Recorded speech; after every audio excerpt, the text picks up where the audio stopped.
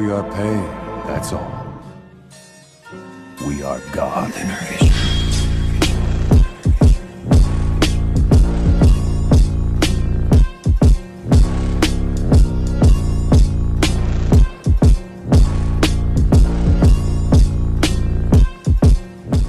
Hey guys! This is part 3 of What If Naruto Became a Demon King. During the second stage of the Chunin Exams, Orochimaru made a terrible mistake in blocking the seal that held the Kyuubi. He gave birth to a being with more power than Raizen himself. Watch as Uzumaki Naruto takes the world by storm as the new Demon King. Don't forget to hit like and subscribe and check the author in the description. Let's start. Chapter 5, A Saint's Day. It had been 3 weeks since Naruto and Kyuubi had entered the realm of Makai, and during that time Naruto had grown a lot, and not just in strength. With his Yuki still more or less trying to balance itself within his body, the blonde had grown another 5 inches, making him stand at a height of 6 foot even, or 182 centimeters. He also looked older now, his physical body matching the 16 to 18-year-old look of Kyuubi. Speaking of the vixen, she was the one who told him why he was growing so damn much. Not that Naruto was going to complain. His height had always been something he had been self-conscious about. The fact that most of the kids at the academy had teased him for being so short notwithstanding, the reason for his incredibly growth spurt, apparently, was because he quite simply had too much Yuki for his body to handle. With the nearly overwhelming amount of power now being regulated through his tenketsu, his body had been close to destroying itself from the inside out. Thus the excess Yuki that he let out subconsciously was being used to increase his growth in order to handle his power. For someone who had been about just short of 146 centimeters just a little less than a month ago, it was a nice change. Naruto had learned much, both about his new powers and his demon heritage. Under Kyuubi's tutelage he had learned how to manipulate his Yuki. With the use of his Kage Bunshin training method, in which Naruto usually had around 2,000 or 3,000 clones on average, the blonde could now say he was a master at manipulating his own energy. Though Kyuubi's words that he was good enough for now had made him face fault. Still, he couldn't deny she was way better at energy manipulation than he was, and so he didn't complain when the redhead had told him he still had a lot to learn. He had also gained much better control over his chakra. Because Naruto was at least part human, he still had his large reservoir of chakra, which had also taken a leap in size, his reserves being about twice as large as they had been when he was human. Kyuubi had told him this was because the seal had still been active for some time after she had been unsealed, even though it no longer had anything to hold after she had been released. The seal, which had originally been designed to leak Kyuubi's Yuki into Naruto's chakra coils, had instead taken Naruto's own Yuki and began pumping them through his chakra coils, increasing them in size before the seal was destroyed completely. He did not know how good his control was, as there was no way for him to measure it. However, Naruto now had a very good feel of his own chakra, and the several jutsu that he knew, Kage Bunshin, Kawarimi and Henge, could all be done seallessly and without smoke. On a side note, for some reason the only human technique that he could use with his Yuki was the Kage Bunshin no Jutsu. Naruto assumed that was because it was a direct manipulation of energy, whereas the Henge was a genjutsu/ninjutsu hybrid and the Kawarimi was a very basic Jikuken jutsu. Not everything they had done was fighting, however, they had taken frequent trips back to Haseki's shop. After explaining who it was the four-tailed kitsune had insulted, and swearing him to total secrecy, the man had been much more accommodating towards them, even going so far as to give Naruto's first 2 sets of clothes to him for free. After that they had gotten a nice discount, and the blonde was now the proud owner of several sets of kimonos and battle outfits that would repair themselves and grow as he did. A good thing too, since he had been 173 centimeters when he first got his clothes. Currently Naruto was wearing his favorite outfit. Tight black pants that were designed to stretch across his form to fit his muscular legs. He wasn't wearing a shirt, but he did have a vest that was made from the skin of one of the greater fiends he had killed during his training. It was black with a dark orange Uzumaki swirl on the back, which was surrounded by a pattern similar to the tattoo around Raizen's left eye in the same orange color. Currently it was unzipped, showing off Naruto's ripped torso. Over his vest was a sleeveless haori, it was also black, with another orange Uzumaki swirl on the back and had orange flames licking the bottom and reaching down to his ankles. It came with a hood sewn into it. Haseki had placed a kitsune enchantment on his hood, so that when Naruto put it up all someone would see were his eyes. The haori could also zip up, and when Naruto wanted he could attach sleeves of varying sizes and makes to it so that no one would be able to see what he looked like. Finishing off his outfit were a pair of dark orange boots, which were covered by sleek-looking black shin guards. His arms were likewise covered by a pair of arm guards, and a pair of orange fingerless gloves. All in all, Naruto felt the look was badass, and if the way Kyuubi had purred and almost jumped him when she first saw him wearing them was anything to go by, he was damn sexy too. As it was, she had waited until they had left the Yuki village to jump him. Which was just fine with Naruto. With all that had happened in the past 3 weeks, Naruto had to say he was rather pleased. He was getting stronger every day, he was learning more now than he ever had at the academy or from Kakashi. He was learning about his heritage, at least the demonic half of it, and he had a beautiful vixen by his side.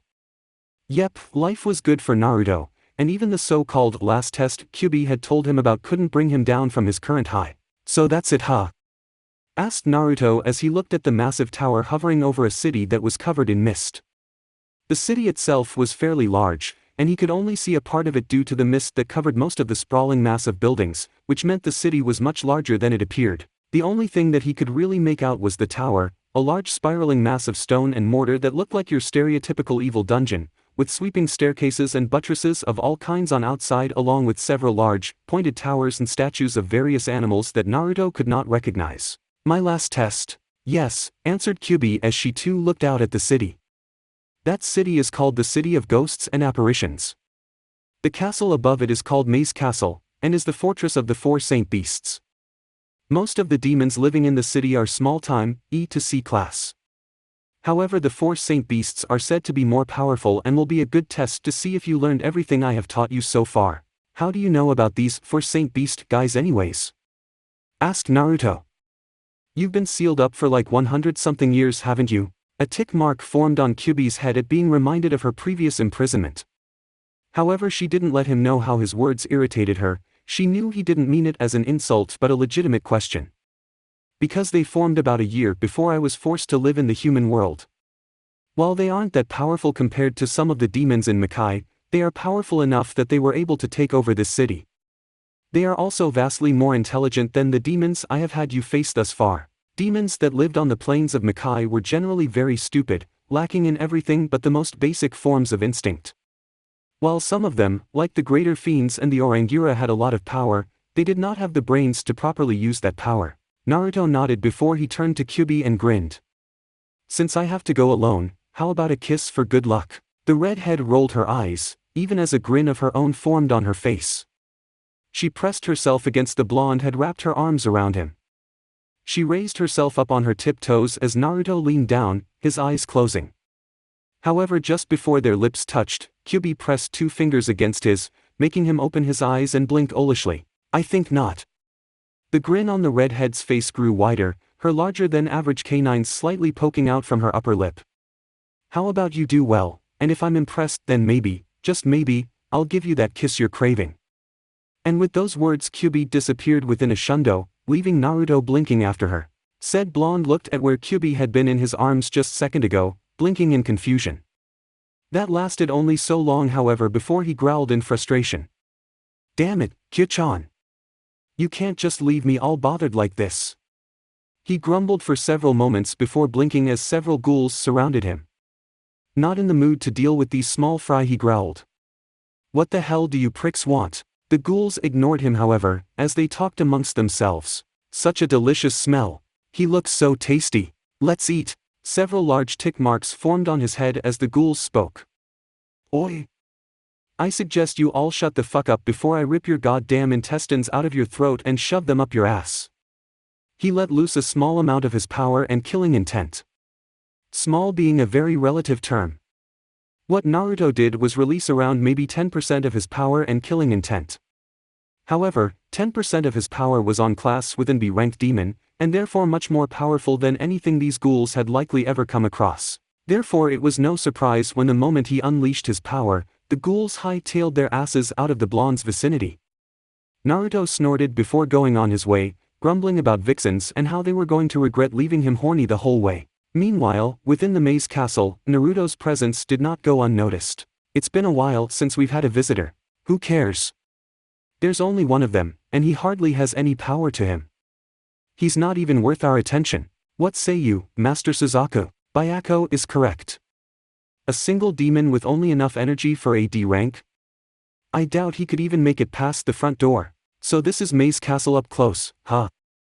Naruto snorted. How quaint.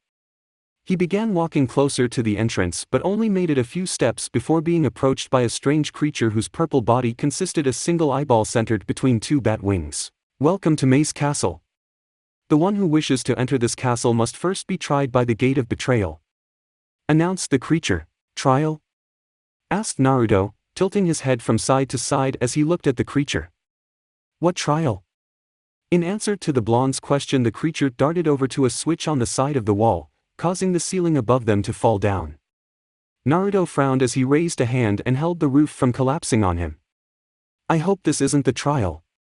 If so, then I want my refund. This place sucks. This door is very sensitive and quite tricky. It is able to detect the strength of the people supporting it and apply the greatest pressure possible without crushing them outright. The creature said in what Naruto assumed was a smug tone. Just listening to the creature pissed him the fuck off. As soon as one person slacks, it will then completely fall to the ground. If one person betrays the rest and escapes, the rest will be crushed. If everyone remains, eventually you will tire and you will all be crushed. Only betrayers have the right to enter this castle. So who's going to live and who's going to die? Ha ha ha, oi! Did you forget I'm a lone cocksucker? Asked Naruto. The blonde cocked his unused hand back. He channeled a little power into his fist, not enough for anyone to see or even feel the energy, but enough for what he wanted. Naruto smashed his fist into the ceiling and unleashed the energy he had channeled into it. There was a small shockwave that was sent out from his fist, hitting the ceiling. Cracks and fissures began to form, running along the surface. Then the entire ceiling exploded in a shower of debris. The shocked creature didn't even have time to do more than widen its eyes before Naruto grabbed it in his hand and squeezed. Gross, demon guts, Naruto said after popping the creature like a balloon. He shook the juices and entrails from the crushed creature off of him. He looked around for a moment and grunted. This is so boring. I hope this lame-ass trap isn't conducive to the rest of the castle. He sighed. Whatever, might as well get this shit over with. Maybe if I get done quick enough, Kyuchan will give me a nice reward. He giggled a little at the thoughts of what he and Kyuubi would be doing together as he began walking into the castle proper. Somewhere in Konoha, Jiraiya felt the urge to shout and pump his fist, which he did. Unfortunately, he was currently spying on the women's hot spring while all the female Umbu members were taking a soak. His cries were so loud that Kyuubi, who was waiting for Naruto, heard them and smiled. He managed to pass the fate of betrayal. Seems this child is stronger than we thought. What should we do, Master Suzaku? Do not worry, Surayu. This only means we'll have a little more entertainment for the time being. The boy is a fool if he thinks he has what it takes to storm this castle on his own. Someone go down and play with him. Ha! This stupid blonde thinks he can come in here all by himself and defeat us. I'll crush him where he stands. No, I shall show this fool the true perils of Mei's castle. The mighty Genbu shall bring you his corpse to you immediately. I shall stick his head on a pike at the top of the tower as a message to all those who would oppose us. Ha ha ha. Dear Sweat Kami, when Kyuchan said this place was a maze, she meant it, Naruto grumbled.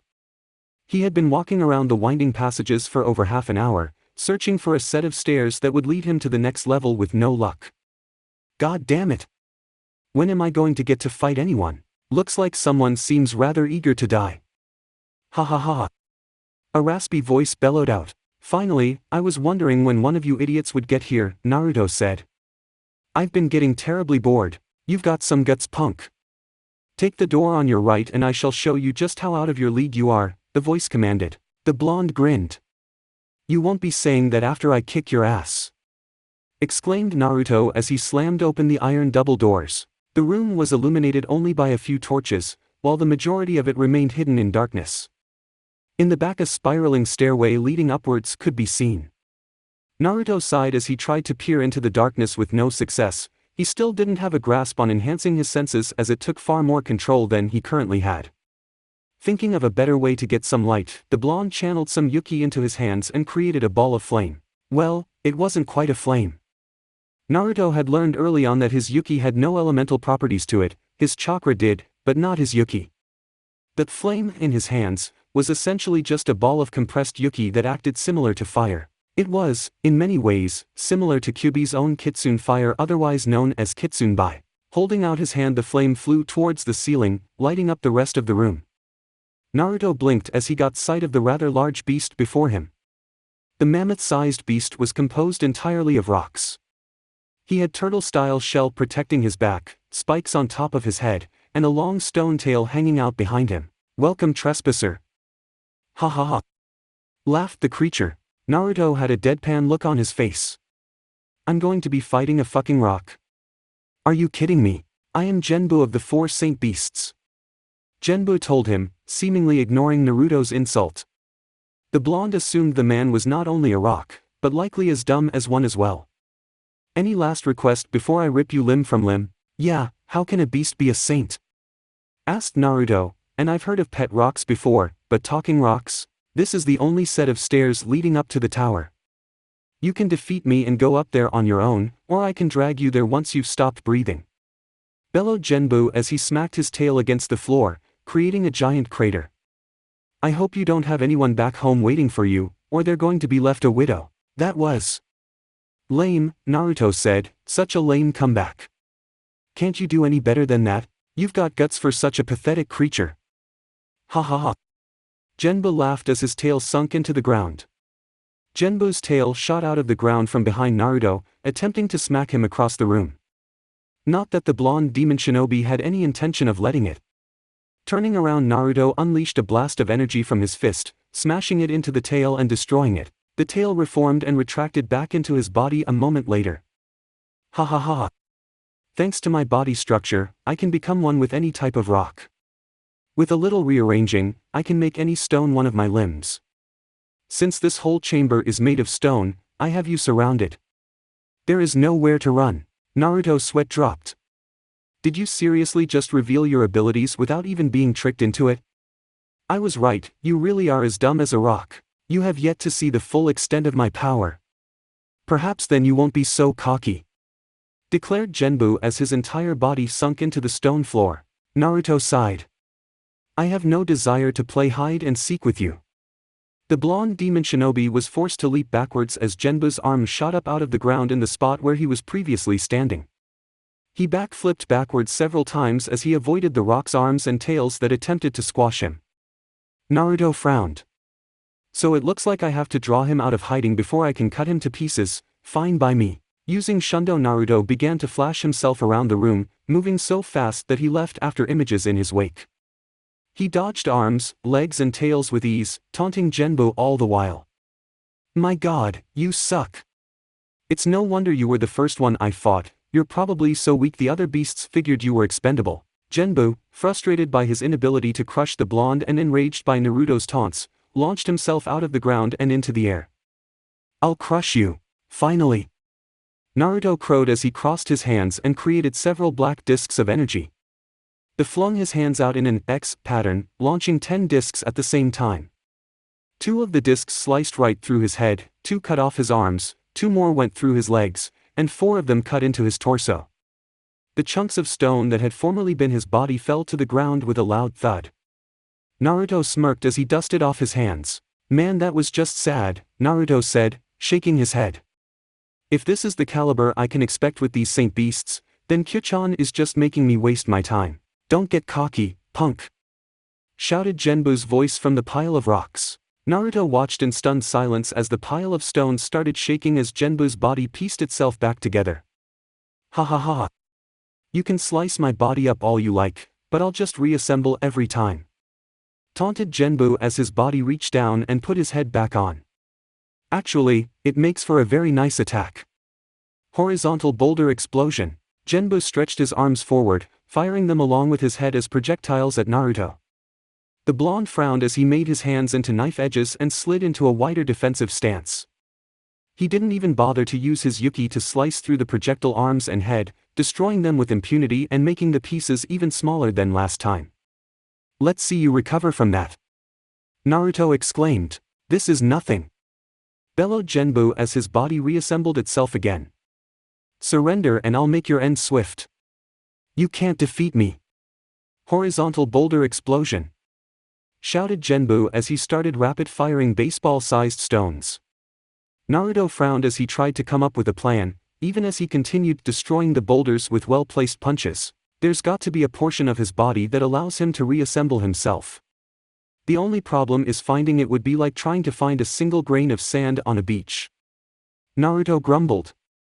This guy wasn't even worth the amount of time the blonde had already wasted on him. Why couldn't he just be simple to defeat like all the other demons? Well, if precision cutting doesn't work, I'll just blast the fucker away. Naruto began channeling more energy into his hand than he had previously. Enough that wisps of black energy began leaking off of his hand like steam. You efforts are useless. Just die.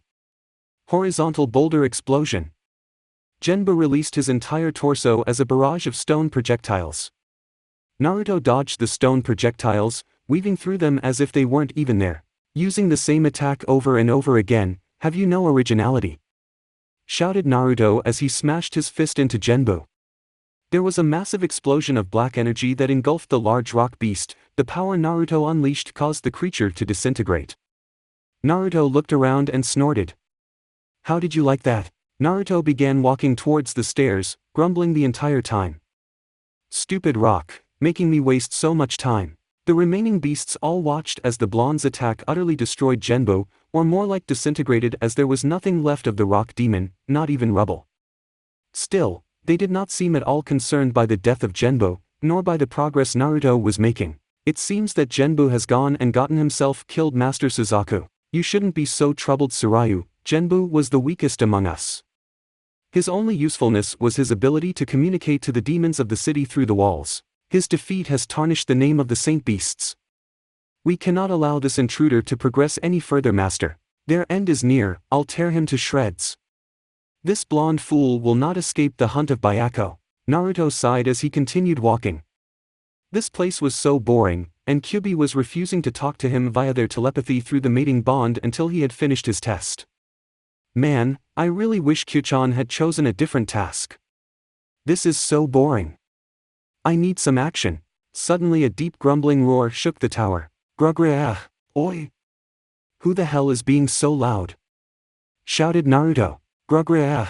Cracks started to form in the stone walls and the ceiling tiles began to crumble, sending debris to the floor. Naruto frowned as he looked around at the passageway, which looked it was beginning to come apart at the seams. Large cracks began forming along the entire corridor as the stone around him crumbled and broke apart. This place doesn't look like it can take too much more of this. The blonde used Shundo to speed up the last bit of the passageway. He made it just as the ceiling collapsed behind him. Dusting himself off, Naruto walked up the final set of stairs and out the final opening of the tower to an outdoor platform. He seemed to be on a wide elevated stone pathway that was led from the tower. When Naruto looked down the sides, he couldn't even see the ground, it was so far down. On the shorter pathway leading from the platform to the main portion of the compound stood the gargantuan white tiger. You must be the second beast, Naruto said, his tone carrying a hint boredom to it. The second Saint Beast was a huge humanoid white tiger with teal stripes, standing several meters tall. Two large fangs jutted out from the bottom of his mouth and his green mane extended down to his upper back. He sported a green and red fur tunic with leg warmers. The tiger let out a low growl as his tail thwacked against the ground behind him, cracking and denting it. Pest! You will pay for coming this far into my territory. Sneered Byakko before he let out another roar. This one was not quite as intense as the other one, but it was enough that Naruto had to place his hands on his ears to block out the sound. God damn it, you're loud, Naruto complained. You remind me of this human girl I know, she can shriek like Banshee too. I can't believe such an insignificant insect like you has forced me to come all the way out here. Snarled Byakko. Don't be fooled by your victory over that weakling Genbu. This is the end of the line for you. Genbu was nothing. The only reason we didn't kill him ourselves is because he could communicate with the demons in the city by growling through the castle walls. Are all of you Saint Beasts so damn arrogant? Asked Naruto. If you think you can do better than him, then back up your claim with actions. However, Byakko appeared to not be listening to the blonde's words as he continued his rant. I am a real beast. It's maddening enough that I've been locked up in this compound for all this time without the taste of human flesh. No prey, no bones, no blood. Then you have the nerve to come in here and think you can just walk all over us. Oh, I'm sorry, Did hurt your ickle feelings? Asked Naruto in a baby tone. Poor little tiger. The blonde sneered and his tone became harsher when he spoke again. Stop your bitching and fight me, insignificant trash. I will tear you apart and eat you myself. Bellowed Byakko. I will rip your sorry ass to shreds and feed you to the Fugaki. Naruto sighed. Why was this idiot still talking? Then get on with it already. Grugrah. Byakko unleashed another stone-shattering roar. This one ended up reducing the wide-open platform to a narrow pathway leading out to a circular area. That roar is no joke, Naruto said. Still, you're going to have to do something better than that to even put a scratch on me. Oh, is that so? Well, don't worry, I'm just getting started. Byakko plucked some hairs from his mane, started blowing on them.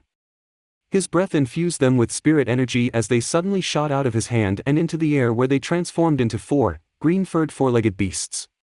The 4 beasts all landed with a thud in front of Naruto. You're joking? Naruto said as he looked at the furring animals. Kittens. You attack me with fucking kittens. What is this? A maze of powerful demons, or an animal shelter? The blonde snapped his face as his face gained a eureka look to it. I know. You're opening up a petting zoo, aren't you? You won't be saying that when these kittens rip you to shreds. Byakko roared in anger.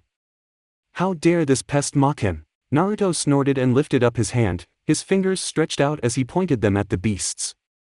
I don't have time to deal with trash like this. 4 black balls of Yuki on the tips of his fingers. As the beasts jumped, Naruto unleashed his Yuki, shooting the 4 energy balls right at the beasts. They struck the creatures, exploding on contact and defeating the beasts with ease. Smirking, Naruto looked at the shocked Byakko. Is that all you've got, Kitty-chan? Byakko growled in frustration. You will not make a mockery me, you are my prey. You make me so angry. I'll kill you myself. Naruto rolled his eyes. Then get your hairy ass down here, kitten. We'll see who kills who. Fool! Yelled Byakko as he leaped from his position and landed down on the platform with a massive thud. Naruto let out a whistle of amusement. Would you look at that? You're even bigger up close, but you could stand to cut back on the cold cuts. Those little Yuki balls of yours won't be enough to defeat me. If that's all you've got going for you, you're done for. Bellowed Byakko. Naruto gave Byakko a vicious grin as he held out his hand, palm pointed towards the giant tiger. Who said that was all I've got? That was one of weakest attacks. A black orb of Yuki formed in his hand and was soon launched towards Byakko. The ball smashed right into the giant tiger, exploding, sending Byakko and the large slab of stone hurtling down to the ground below. Sorry, but I don't have the time nor the inclination to play with a loser like you, Naruto said as he began walking off. It hasn't changed a bit, Kyuubi said with a fond smile as she looked at the moderately sized mansion surrounded by a gate, with the entrance being guarded by 2 kitsune statues that were sitting down in a pose of watchful alertness.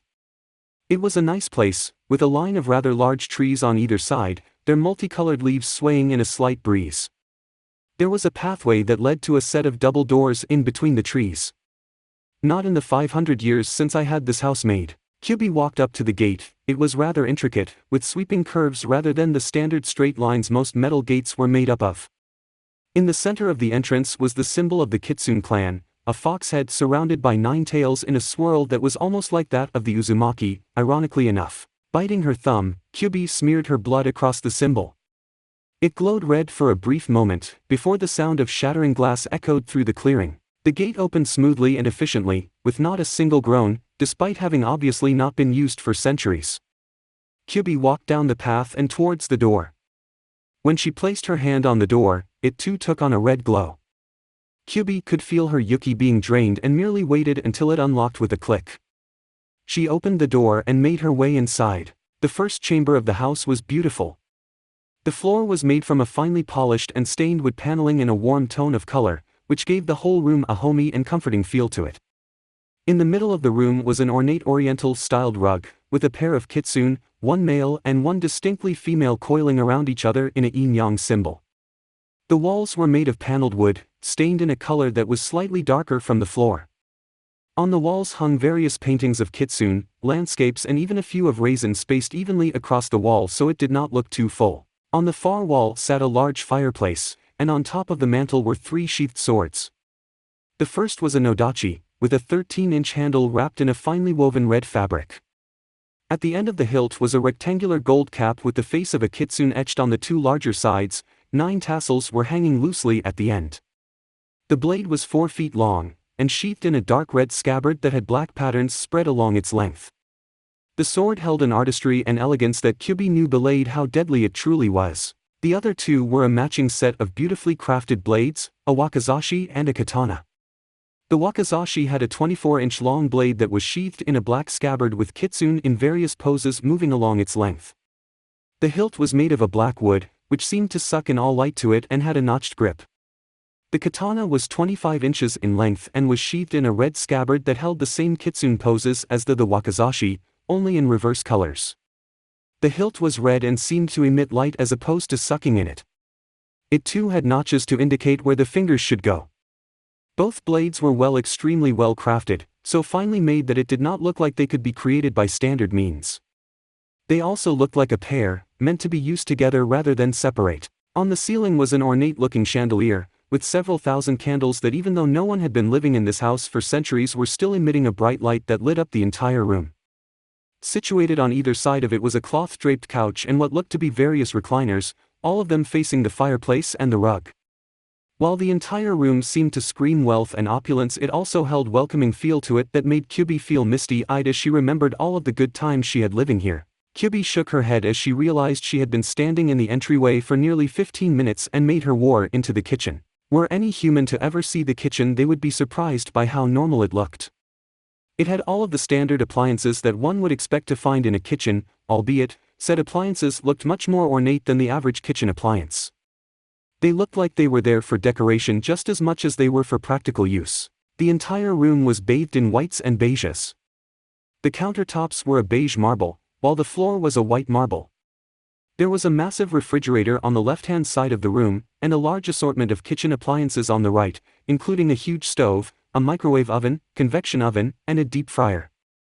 Over to the left was another door that Kyuubi knew led to the wine cellar. She had always been a sucker for a good red wine, and the loss of being able to drink her wine had been one of the most aggravating things for Kyuubi after she had been sealed. It would not be inaccurate to say that half of the reason Mito had assumed Kyuubi to be nothing more than a raging animal of hatred and malice was because the red-haired vixen could not drink her wine. From the kitchen, Kyuubi made her way into a large dining room that seemed to be made for a rather large number of people. The table was long and narrow, and was lined on either side by plush chairs that resembled the recliners in the living room. A chandelier hung from the ceiling, illuminating the room with its brilliant light, and the design was very similar to the one in the living room. The dining room segued into a much less formal living room setting, replete with a very large, curved and plushy couch that looked as though it was made for quite a few people. The room's decor was also much less formal, no fancy paintings or fireplace, but the floor and walls were made of the same wooden combination, and the light in the room came from a very similar chandelier, although slightly dimmer than the one in the main living room. Kyuubi didn't bother exploring the second floor yet. She knew it possessed all of the bedrooms. For now she was content to see that while the house was a tad dusty, a little work would fix it right up. Yes, I think this place will do nicely, she commented to herself, an obvious conclusion given that there was nobody with her. I'm sure Naruto-sama will appreciate living here when he decides to take up his heritage. As Naruto continued walk down the passageway, he was forced to stop as Byaku's booming laughter made the entire area shake. Out of instinct he channeled chakra to the bottom of his feet so he wouldn't stumble. Then came the roar. Damn it. This guy is beginning to seriously piss me off. Naruto shouted the last bit at the end. He would admit to being impatient. Naruto did not like it when he was annoyed by those weaker than himself who just wouldn't give up, a trait he had gained within the 3 weeks of training as he came more and more into his demonic heritage. As a demon, he not only had a lot more pride than he did as a human, he was also quite a bit more arrogant. A trait that was very common among demons, especially newer ones like him. It was not a particularly good trait, even if a part of it was warrant given Naruto's power. I'm not that easy to dispose of, fool. You are turning out to be very interesting prey, bellowed Byaku. And you're proving to be an extremely annoying little shit, relatively speaking of course, Naruto said. Silly fool. As reward for your battle prowess, I'm inviting you into my lair, a room of hell, declared Byaku. So? You have a room of hell while living in hell? Asked Naruto, scratching the back of his head. His annoyance forgotten and replaced with confusion. How does that make sense? Shrugging the question off, it wasn't like Bayako was going to answer anyways. Naruto made his way to and then through a large iron double door that led to rocky tunnel. The tunnel ended at a massive cavern, where the bottom of said cavern was filled with lava and had several small stone platforms shooting up out of the lava littered the room. In the center of it all was Bayako. Well, isn't this a cute little setup? Naruto commented as he looked around the cavern. However, I think you're missing the damned souls that one would find in hell. And where is the boat that's supposed to ferry the souls of the damned? And isn't there supposed to be a Cerberus guarding the gates of hell? You, my friend, obviously don't know what hell is supposed to be like at all if you think this pale imitation compares to hell. Bayako let out a booming laugh. You've got some guts, brat. So how shall we do this? Wanna try and come at me, or do you want me to come to you? Either way is fine with me. Naruto rolled his eyes. As if that didn't just scream deception right there. Well, it's not like anything you can do will hurt me anyways. Alright, kitty cat, let's rock. Naruto leapt into the air, flinging two black Yuki discs at Bayako that sailed through the air with a loud buzzing noise. Bayako didn't seem worried however as he clasped his throat with both hands, and started the beginning of what appeared to be another stone-shattering roar. However, a surge of energy pulsed around his body and he fired a green energy blast laced with black lightning from his mouth. The blast smashed into the energy discs and vaporized them. Naruto was forced to quickly jump to another platform, as the one he landed on was also destroyed by the blast. The thing that got Naruto's attention was the platform wasn't just destroyed, it disintegrated. You like it? Asked Bayako with a smirk. That's my Tiger Screen Blast, it turns everything it touches into a pile of ashes. It's not bad, Naruto admitted. But it's still pathetic. What? Bayako roared in anger. Yeah, that was a pussy blast, Naruto said. He grinned as he held up his hand and more energy began to coalesce into his hand. Though I suppose I shouldn't expect much from a pussycat like you. Let me show you how a real demon uses his Yuki. Naruto fired a ball of black and red energy from his hand. The ball was smaller than the last one he had sent, with a diameter of only 3 inches, it looked a lot more compressed than his energy ball. It crackled with energy, the discharge of which tore up several of the pillars it passed as it flew over towards the large cat. It was too fast for Bayako to dodge, and not for lack of trying, as even he had reason to fear the amount of energy that attack was emitting. The ball of compressed Yuki smashed right into his face. The results were near instantaneous as the ball of energy exploded, crackling with red power that looked almost like a surge of electricity being discharged into the air. Bayako's body fell down with a heavy thud, its entire head missing and the flesh at the edge of the wound blackening from having been burnt so badly. Naruto sniffed and quickly plugged his nose as the smell of burnt flesh hit him. Ugh, now that's just rancid. Great, I think I'm gonna vomit. Bayako has fallen, master. I know, Tsurаю. It appears our intruder is far more troublesome than we had first expected. That may be true, but Bayako's battle edge has weakened since we took up residence here. We can no longer sit back and let that child take the starting action. Very well, Master Suzaku. I will ensure that he does not survive the encounter with me. I have much faith in your abilities, Tsurаю. I expect this to be no problem for you. Still, do not underestimate this boy. He is far stronger than we have expected. Do not worry, master, you know I never underestimate my opponents. Naruto walked up a spiraling set of stairs, a frown on his face as he thought about the battles he had done so far. They had all been rather disappointing to say the least. He could only hope the next beast was more powerful than Bayako and Genbu had been. Exiting the stairs into a circular room with about 15 solid steel doors leading in every direction. Well, talk about your fork in the road, Naruto mumbled. I was beginning to wonder if this castle would actually live up to its name.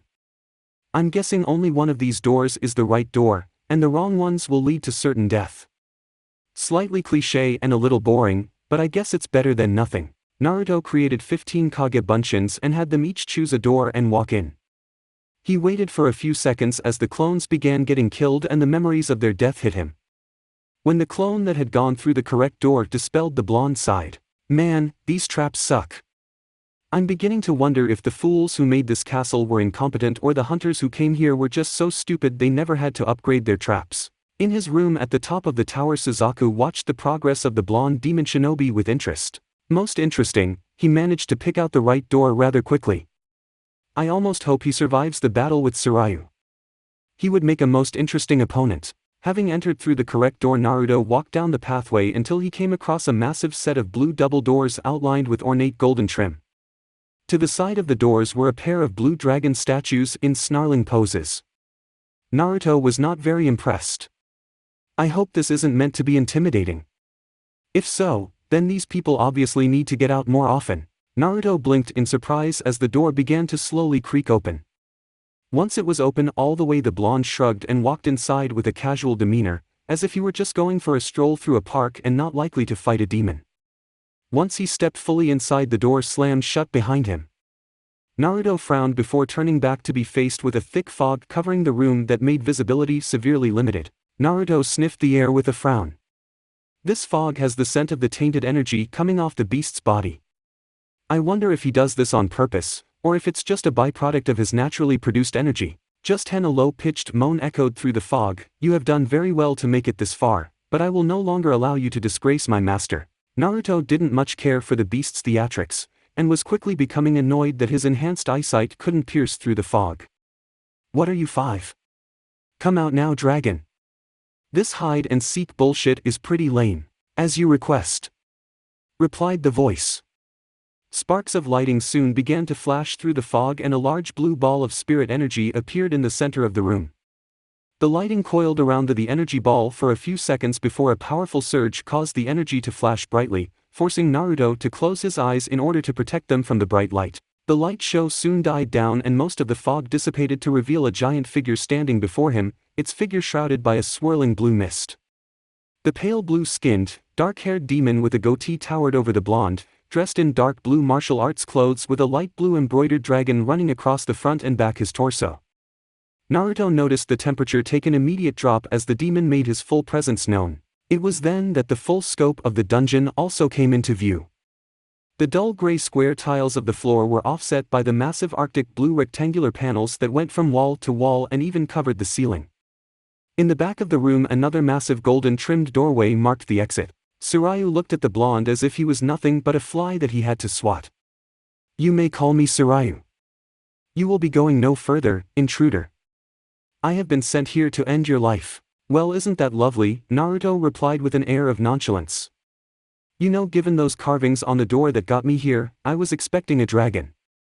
Not some ugly-ass jabroni who thinks he has what it takes to take me down. You think you are capable of beating me? Very well, let us see who shall be the victor here, said Tsuryu. The man raised a single hand in a "come here" gesture that was universal to all beings. Come. With pleasure, Naruto said as he burst forward, intent on crushing the man's face into his skull. Ma-to Ryu-ken, Ice Dragon! Roared Tsuryu as he quickly brought his arm back and thrust his fist forward and unleashed a burst of energy. Naruto let loose a roar as his fist became covered in his reddish-black yuki, unleashing it upon the icy power coming towards him. The blonde was forced backwards due to the energy backlash, but he managed to destroy Tsurayu's attack at the same time. That wasn't a bad. You managed to counter my attack with an attack of equal power, Tsuraju admitted at seeing the blonde destroy his technique. But do not think that you have what it takes to beat me just because you managed to stop my attack. Perhaps you shouldn't be so cocky, Naruto said. It's that same kind of arrogance that got your friends killed. The blonde then chuckled. Well, that and they just weren't on my level. I am not like those weaklings you fought to get here, Tsuraju countered. They were too soft, nothing more than fodder. I am a master of ice. My power shall destroy you. Ma-to Ryu-ken, are all you saint beasts lacking in originality? Asked Naruto as he launched a powerful blast of yuki that destroyed Tsurayu's attack like it was nothing. Seriously, I thought you people were supposed to be strong. I've had better fights on the plains of Makai. I have yet to even begun showing my true power, Hikori no Kagami, Ice Dragon Mirrors. I'm getting an odd sense of deja vu here, Naruto said as ice mirrors sprung up from the ground, surrounding him in an igloo. The image of Tsuraju appeared within the mirrors. Each reflection suddenly shifted back into an attack position as they created dozens of small fang-like blades of ice and launched them through the mirrors. Hikori Kiba, Ice Dragon Fangs. Naruto watched in a bored manner as he saw Sarayu move from mirror to mirror, flinging those ice blades of his. He figured the man assumed his speed was overwhelming and that Naruto could not see him. A stupid assumption, but considering how arrogant these saint beasts were, the blonde supposed it was understandable that the blue dragon simply didn't think he was very strong. As the ice blades came in close, Naruto disappeared via liberal use of Shundo. He reappeared right in front of Sarayu, who was just about to go into one of his mirrors. The blue dragon's eyes widened as Naruto unleashed a ball of tightly condensed Yuki into the man's face. The blonde demon shinobi watched with a dissatisfied look on his face as the blue dragon's head was destroyed. First the man's face quite literally melted, the skin disintegrating under the blonde's Yuki, followed by the muscles, then the bones. After that the entire head disappeared in a blaze of black energy. When his view cleared, Naruto watched as the now headless body of Sarayu dropped onto its knees, then fell the rest of the way to the floor with a dull, meaty thud. And then there was one, he mumbled. Well, let's hope this last beast is better than the others. Naruto began climbing the tower once again after beating Sarayu. He made it up the last set of stairs and walked out of the top passage where he found the last of the saint beasts waiting for him. Suzaku had long orange hair parted down the middle, with 2 red strands. He was wearing a circlet on his head, a red sleeveless shirt, of white baggy pants and red boots. Compared to the other 3 beasts, the leader looked human, even down to his size. When the man noticed Naruto, he smiled. "Ah, I was hoping you would get here. After seeing you battle your way through my subordinates, I began feeling rather keen on fighting you myself." "So you're the leader of the Saint Beasts?" asked Naruto. "That is correct, my name is Suzaku." "May I know the name of the warrior I am to do battle with?" Naruto rolled his eyes at the overly dramatic and traditional voice this guy was taking. Like the man actually thought he would be powerful enough to beat him. "I suppose it wouldn't hurt. My name is Uzumaki Naruto, and I'm the one that's gonna kick your ass." Chapter 6, Getting Your Groove On. Suzaku raised an eyebrow at the blonde's words. "Do you honestly think you can defeat me? I'll admit you are rather strong, to have defeated the other 3 Saint Beasts without stopping to recuperate once. However, I am on an entirely different level than they are. That is why I am the leader of the Saint Beasts." "You're not much of a leader when all of your subordinates are dead," Naruto pointed out with a sardonic grin. "Seems to me like you're the leader of nothing now." "It matters not," Suzaku said with a nonchalant shrug. "New subordinates are always easy to find. Perhaps if I deem you worthy, you can be my new second in command." "Yeah, I think I'm gonna pass," Naruto replied. There was a small frown marring his face. The man's callousness towards his now deceased subordinates bothered the blonde, even if he didn't let it show. "You see, I have this aversion to working for those weaker than myself." "Then I suppose this conversation is over," Suzaku said with a glare. "It's time for you to die." He did not give Naruto a chance to make a return comment as he dashed forward. He was much faster than Naruto thought he would be, though not enough that the blonde couldn't keep up with him. The pair soon began trading blows as they closed the distance between each other. Suzaku launched several lightning-fast punches towards Naruto, who evaded those he could, and redirected those he couldn't by using his hands to subtly move the orange-haired demon's fists away from him. Suzaku took a single step back, before snapping his right leg up in a heel kick that would have caught Naruto in the chest, had the blonde not managed to twist his torso out of the way. In retaliation, the heir of Raizen tried to grab the extended leg so he could break it at the joints, but his opponent proved much faster than expected and snapped his leg back before launching it in another kick, this time towards Naruto's face. Leaning back ever so slightly, the foot missed Naruto's face by mere millimeters. He could actually feel the man's foot gracing his nose. And, though he couldn't be sure, the blonde was almost positive that the top layer of his epidermis. As Naruto came back up, he de-iced that he had enough of getting attacked and it was time to take the fight to Suzaku. The blonde started of light, launching a series of lightning-quick punches that were more designed towards feeling his opponent out, rather than actually doing any damage. He was not all that surprised when he saw Suzaku keeping pace, though it was clear to Naruto that it was only just. Though that could also be because Suzaku wasn't using Yuki to strengthen and enhance his body, which confused Naruto. However, he figured that Yuki manipulation simply wasn't the orange-haired man's specialty. Naruto had to admit to being impressed by the man's speed. While his punches were not that powerful, his speed was very impressive, and his reaction times were superb. Had the blonde not worked almost solely on speed and strength for his first week in Makai, then Suzaku would have actually been faster than him by a good margin. Thankfully Naruto had worked on his speed, almost to the exclusion of everything else when it came to his physical performance.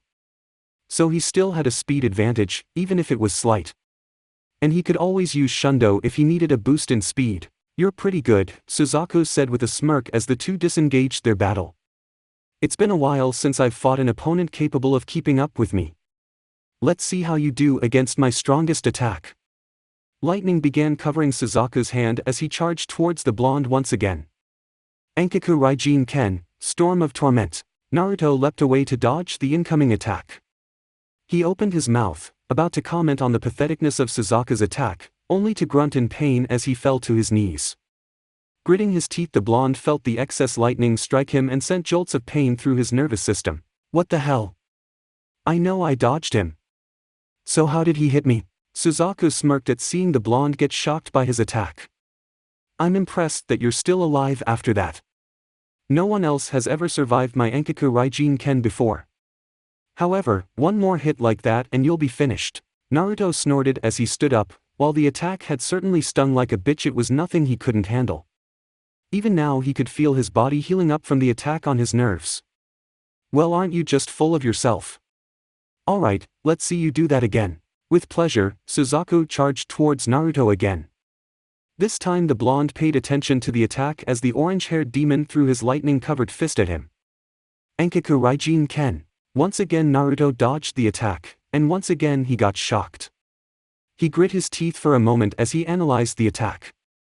"I see, so even if you don't hit me you can still hurt me with that lightning of yours," the blonde said from where he was crouched, sparks of lightning coursing over him. A few electric discharges strung the ground around Naruto, breaking off chips of the floor and creating small cracks along the stone tile. "That's right," Suzaku said with a smirk. "You may be able to dodge my punches, but you can't dodge lightning.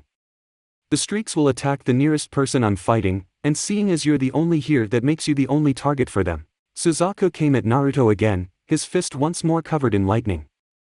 Enkaku Raijin Ken. This time Naruto didn't even bother to dodge as the orange-haired demon's lightning-covered fist hit him in the center of the chest. Rather than feel elation at hitting the blonde, Suzaku frowned as he felt something off. His eyes widened in surprise when the blonde disappeared in a puff of smoke and was replaced with a log. "What is this?" "Karuimi, replacement technique, the ultimate escape jutsu," Naruto said from behind the last saint beast. Suzaku's eyes widened as he turned, and he was just in time to jump back as Naruto gave the spot he had been seconds previously a heel drop.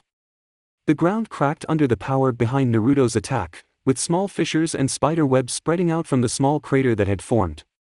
The blonde smirked. "I don't need to dodge or even block your attack when I can just replace myself." "And where did you get the log?" asked Suzaku, curious about the technique's application. Naruto shrugged. "I don't know, I don't question where the log comes from. I just know that should I ever be in need, the log will heed my call and offer me its protection. For I am a child of the log." The blonde's answer didn't seem to satisfy Suzaku, who sneered at him. "Whatever, I don't care about some stupid log. It's time to kick this up a notch." Enkaku yo Arojin, Prism of 7. Suzaku took a crouched stance and began to charge his Yuki. Naruto watched on in interest, raising an eyebrow when the orange-haired demon began to multiply, 2 at a time, until there were a total of 7 Suzakus. "Since you can just replace yourself with something whenever I hit you, I'll just make sure there are 7 of me to ensure that once you do that switching log ability of yours, one of me will get you." "Clones? Ha, I can do that too. Kage Bunshin no Jutsu. What sort of trickery is this?" asked Suzaku, who gaped at seeing 7 Narutos now standing before him. "This is my cloning technique," Naruto said with a grin. "Face it, there is nothing that you can do that I can't do better." He saw the man's face twitching in both shock and outrage. Oh, how he loved taunting his opponents until they became sloppy. Suzaku sneered, "We'll see about that."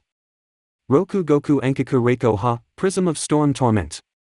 Lightning began crackling in the hands of the 7 Suzakus, sparking brighter and brighter as the leader of the Saint Beasts began to gather more and more power. When the amount of lightning being generated seemed to reach a plateau, it began to morph and change shape. The lightning in the left hand of the Suzakus took on the shape of a bow, while the left looked like some kind of bolt or an arrow. It wasn't hard for Naruto to figure out what the man was going to use them for. His theory proved correct when all 7 Suzakus cocked their arrows on the bows and took aim at him. As the lightning arrows flew towards him, Naruto remained where he was as he thought up a plan to defeat the technique. Let's see, those arrows likely have the same ability as his Ankaku Raijin Ken, meaning even if I dodge I'll still get hurt by the lightning they let off. I could Kawarimi, but where's the fun in that? He thought out a few different scenarios before coming up with a plan that was simple, but one he thought would be effective. Naruto began charging much more Yuki into his hands than he had the entire time he had been in Maze Castle. He crossed his arms in cross guard, as red and black sparks of energy began flying off of him. When the lightning arrows were less than a meter away from him, the blonde demon shinobi threw his hands out wide and unleashed a powerful wave of energy that engulfed the arrows, which dispersed under the intensity of Naruto's attack. If you want to actually hurt me, you're going to have to do better than that, Naruto said with a grin. Suzaku's eyes went wide at seeing his attack defeated so easily. However, his surprise soon gave way to a fierce glare as he looked at Naruto with rage. You want more power? Fine. Try this on for size. Suzaku dispelled his 7 copies, which were more or less useless now that he knew his opponent could create copies of himself as well. As the copies returned to his body, Suzaku's power began to pulse and he was restored to perfect health. He raised his arm towards the ceiling and another bolt of lightning shot down from the thunderstorm and enveloped him, raised his energy level even higher than before. An intense aura of yellow lightning now coursed around his body. Can you see it now? Asked Suzaku with a smirk. Can you finally see how outclassed you are? However, when Suzaku looked at his opponent, he face-faulted at seeing the blonde picking at his ear and not even paying attention to him. Are you listening to me? Naruto took his pinky out of his ear and flicked the small amount of ear wax off his finger. Nope, sorry, your rambling was just so boring I couldn't pay attention. Maybe if you were a little more original I would, but as you are now. Suzaku grit his teeth. That does it. I've had it up to here with you. It's time for you to die. Suzaku shot forward, his speed having increased to the point where it looked like he had blurred out of existence. He appeared right before Naruto with a large smirk, and sent a powerful punch to the blonde's face, expecting the demon shinobi to get sent flying. What he got was Naruto's head turning ever so slightly. Eyes widening in surprise, Suzaku began launching assault after assault on the blonde Uzumaki. He kicked, punched, kneed, elbowed and even gave the blonde a powerful headbutt. However, none of the attacks did any damage, and Naruto just stood there, looking at Suzaku with an impassive expression. Are you done? Asked Naruto, his face blank as he looked at the shocked demon in front of him. Because if so then it's my turn. Before Suzaku knew what he was sent flying backwards with a jaw-shattering punch to the face.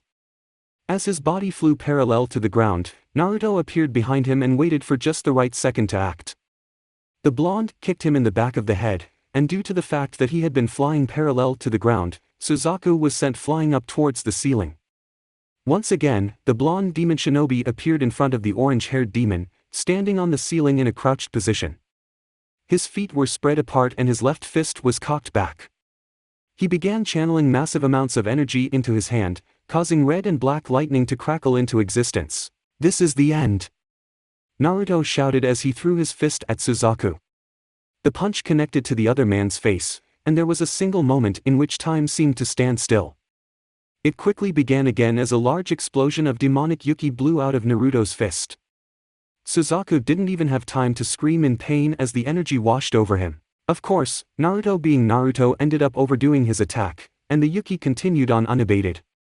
It crashed through the tower, destroying floor after floor as it plowed towards the ground. When it hit the first story, the entire castle maze shook, right before a large explosion overtook it. On the outside, Kyuubi stood where she had first shown Naruto the maze castle, where she watched the entire structure collapse. It was an odd sight. First the very top of the castle fell in onto the second. This was followed by the second falling onto the third part of the castle, which was followed by the fourth and so on. The buttresses all fell away as the stone structure broke apart. It was like watching a stack of cards toppling to the ground. As if someone were trying to bring a whole new meaning to the words overkill. As soon as the entire structure had collapsed in on itself, a large explosion overtook the entire debris-ridden castle. Much like a nuclear warhead going off, a large mushroom-shaped cloud of smoke rose into the air, looking very ominous in its dark reddish-black color. When the mushroom cloud of smoke, dust and falling debris cleared, where Mei's castle once stood was a large, nearly 80-meter-wide crater. "Geez, Naruto-sama," Kyuubi muttered as she looked at the destruction.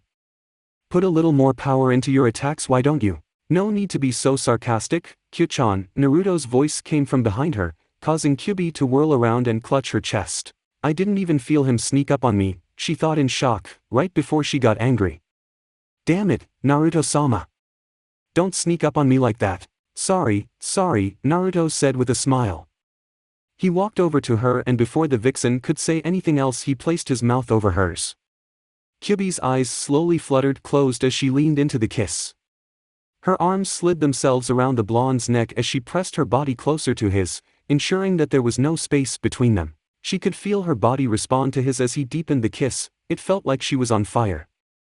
Her nipples were hardened nubs and she couldn't help but moan when they rubbed against Naruto's chest through the fabric of her kimono. She could feel her sex getting wet, the spot between her legs blazing like a furnace to match her aroused state. "And Naruto-sama," Kyuubi moaned as Naruto pulled out of the kiss, only to attack her neck. He kissed up and down her swan-like neck, before stopping just a little below her right ear when she produced a loud moan. His mouth latched onto her neck more forcefully as he began to suck and bite that area. He would have smirked as he heard Kyuubi's cries of pleasure getting louder had he not had his mouth currently occupied. As it was he settled for bringing the redhead to utter bliss with his ministrations. He took his mouth off only after he was satisfied by the shiny red love bite he had left on her tender and flawless skin. "You promised me a kiss after I completed your final test," Naruto whispered in her ear, his voice taking on a husky growl. Kyuubi shivered at that tone, the dominating and sexual overtones were almost too much to bear. She knew that it would only take him another push or two before she jumped the blonde right there. That is true," she got out before another moan escaped her throat. This one caused by Naruto cupping and fondling her tight, firm and shapely rear. But that was only if you impressed me." "Oh?" Naruto said as he halted his suckling, which had reached her collarbone by now. He played with the neckline of her kimono, which was slightly off-kilter from him moving it aside so he could continue to work her over. "And did I no impress you, Kyu-chan?" "No you did but…" "We need to wait until we get." Kyuubi tried to get out, but when she felt one of Naruto's hands slide into her kimono and begin groping her breast, which was completely open to him as Kyuubi disliked wearing a bra. Her mind blanked for an instant as she felt his calloused fingers caressing her bare flesh, making Kyuubi shiver at his warm touch. His thumbs ran over her hardened nipples, sending jots of pleasure from her chest and even to her nether regions. "Get?" asked Naruto as he continued exploring Kyuubi's body, relishing in the feel of her perfectly round breasts. "Get where, Kyuubi-chan? Get to your new mansion now!" shouted Kyuubi, surprising the blonde. He only had enough time to blink before the vixen grabbed him and they both disappeared in a flash of fire. The next morning the pair woke up feeling content and sated from their activities the other night. They both decided to have breakfast in bed, as Naruto created several clones to cook for them. Contrary to popular belief, Naruto could cook, and cook well. When he had first gotten his apartment, Sarutobi had actually hired someone to help teach the blonde how to cook, paying them what would amount to a D-rank mission. The only reason Naruto ate ramen was because it was fast, cheap, and tasted good. And when you're charged with extra taxes that triple the amount you need to pay when buying necessities, you don't really think about things like how healthy the food is, or how fashionable the clothes you buy are. While his clones were down in the kitchen making food, Naruto was resting his back against the headboard of the bed. Kyuubi was laying on her side, snuggled deeply in his chest and purring contentedly as the blonde demon shinobi ran his hands along her side. "So this is where you used to live?" asked Naruto as he looked around the room. Now that his lust was sated and Kyuubi was no longer trying to jump him, he took a good look around the stately room. It was rather large, with sweeping Corinthian-style columns running along the walls. On the opposite side of the bed were two doors, one a standard door with a handle, which Naruto assumed led to a bathroom. The other was a sliding door that no doubt led to a closet. Along his right was another sliding door, this one made entirely of what looked like crystal. It led to an outside balcony that overlooked a garden in the backyard and had expensive-looking patio furniture. "Yes," Kyuubi said as she breathed in his scent. She exhaled slowly, enjoying every moment she spent with Naruto. She had never felt this content before. I had this mansion built when I became Raizen-sama's second in command. That was around 500 years ago. Naruto nodded. So I'm guessing this is your room? No, it's yours, Kyuubi said, surprising the blonde. She looked up to see him looking at her with idle curiosity tinged with surprise. She giggled a little before saying, "You are not only my master, Naruto-sama, but my mate as well. Everything I have is yours. This room, this house, even my clan will be at your disposal once you decide to make your presence known to the people of Makai." "You mean when I take my place as the third Demon King?" asked Naruto with a frown. "Yes, though you will want to be careful. After Raizen-sama died, the other two Demon Kings pounced on the chance to control your ancestors' land. They even went so far as to team up just so they could defeat me and my clan. But we have several advantages, don't we?" said Naruto, thinking hard. "I mean, they don't know that Raizen ever had a child, because he married a human and she gave birth in the human world. Also, from what you've told me about the Demon Kings, none of them ever got along with each other, and only knowing that should two of the three fight to the death, the last one would jump at the opportunity to kill them both and claim control was really the only thing stopping them from outright war. This means any pact the current two kings made would be null and void as soon as they finish their objective in defeating your clan and those under your clan's control." "Yes, that is correct, Naruto-sama," Kyuubi said, seemingly pleased that Naruto had been listening to her lectures enough to figure all of that out. "In fact, we're off even better than that. Not only do they not know about you, but they also don't know I'm still around. Many assumed I died in the final battle, with only the Demon Kings knowing I escaped. However, they believe that I ended up losing my life sometime along the line due to lingering injuries." "Injuries?" Naruto asked, raising an eyebrow. "Hi, I was rather badly injured in that battle," Kyuubi said. "In a one-on-one fight, I can hold my own against any one of the Demon Kings, with the sole exception of Raizen-sama. However, in a two-on-one fight I stand no chance. Only Raizen ever had the power to beat two Demon Kings at once. In any event, not only do they not know of our existence, but they themselves are at war with each other." There was a large grin that threatened to split Kyuubi's face as she said this. It seems that, after they won and claimed Raizen-sama's territory as their own, the two ended up arguing over who would get what. They are currently having periodic on and off warfare with each other. "Which means unless rumor of our existence reaches them, they won't do anything," Naruto concluded. "Exactly." Naruto nodded as the door to their room opened and several clones came in with 2 large trays of food. The blonde grinned at seeing the 3 large stacks of pancakes on his plate, with a side of bacon and some kind of juice though he couldn't tell what it was. "Alright. I'm starving." Kyuubi watched in amusement as Naruto began scarfing down his food. She grabbed her fork and knife and daintily cut off a piece from one of own pancakes and placed it in her mouth. The pair were silent as they ate. Naruto finished first, having more or less shoved the food down his throat in an effort to satiate his ravenous hunger. When he finished, the blonde sighed and leaned back while placing his arms behind his head. Kyuubi finished a few moments later, and when she did Naruto decided to ask her the question that had been on his mind. "Hey, Kyu-chan. I was wondering. You've mentioned how you're powerful enough to stand on equal grounds with the 2 Demon Kings. So how powerful are you? And how powerful is that in comparison with other demons?" Kyuubi set down her utensils and scooted back so she could snuggle with Naruto. "I never did go into demonic power levels very much, did I?" she asked rhetorically. "Well, to start, I'll go into an overview of the different power levels and classes that demons have. The first class amongst demons is E-class. The weakest class of all. Demons of this strength aren't strong or smart, but they are very violent. However, their strength is just above that of a genin-level shinobi. D-class is the second to lowest class.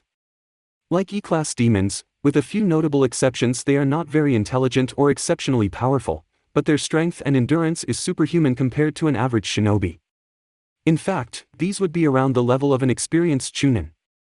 However, compared to most demons, they are very weak. The third class are C-class demons. This is about average strength for most demons.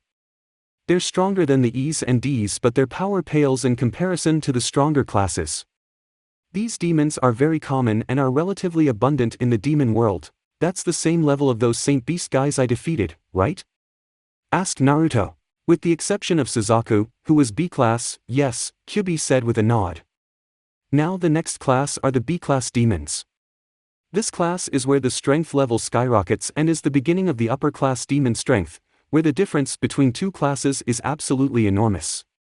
B classes are far more powerful than C classes, but they still can't compete with the higher classes. However, they are more than enough for a human. In fact, a B-class demon has equal strength to your village's Kages. So every B-class demon is on par with an S-ranked shinobi? Asked Naruto. Yes. Naruto frowned.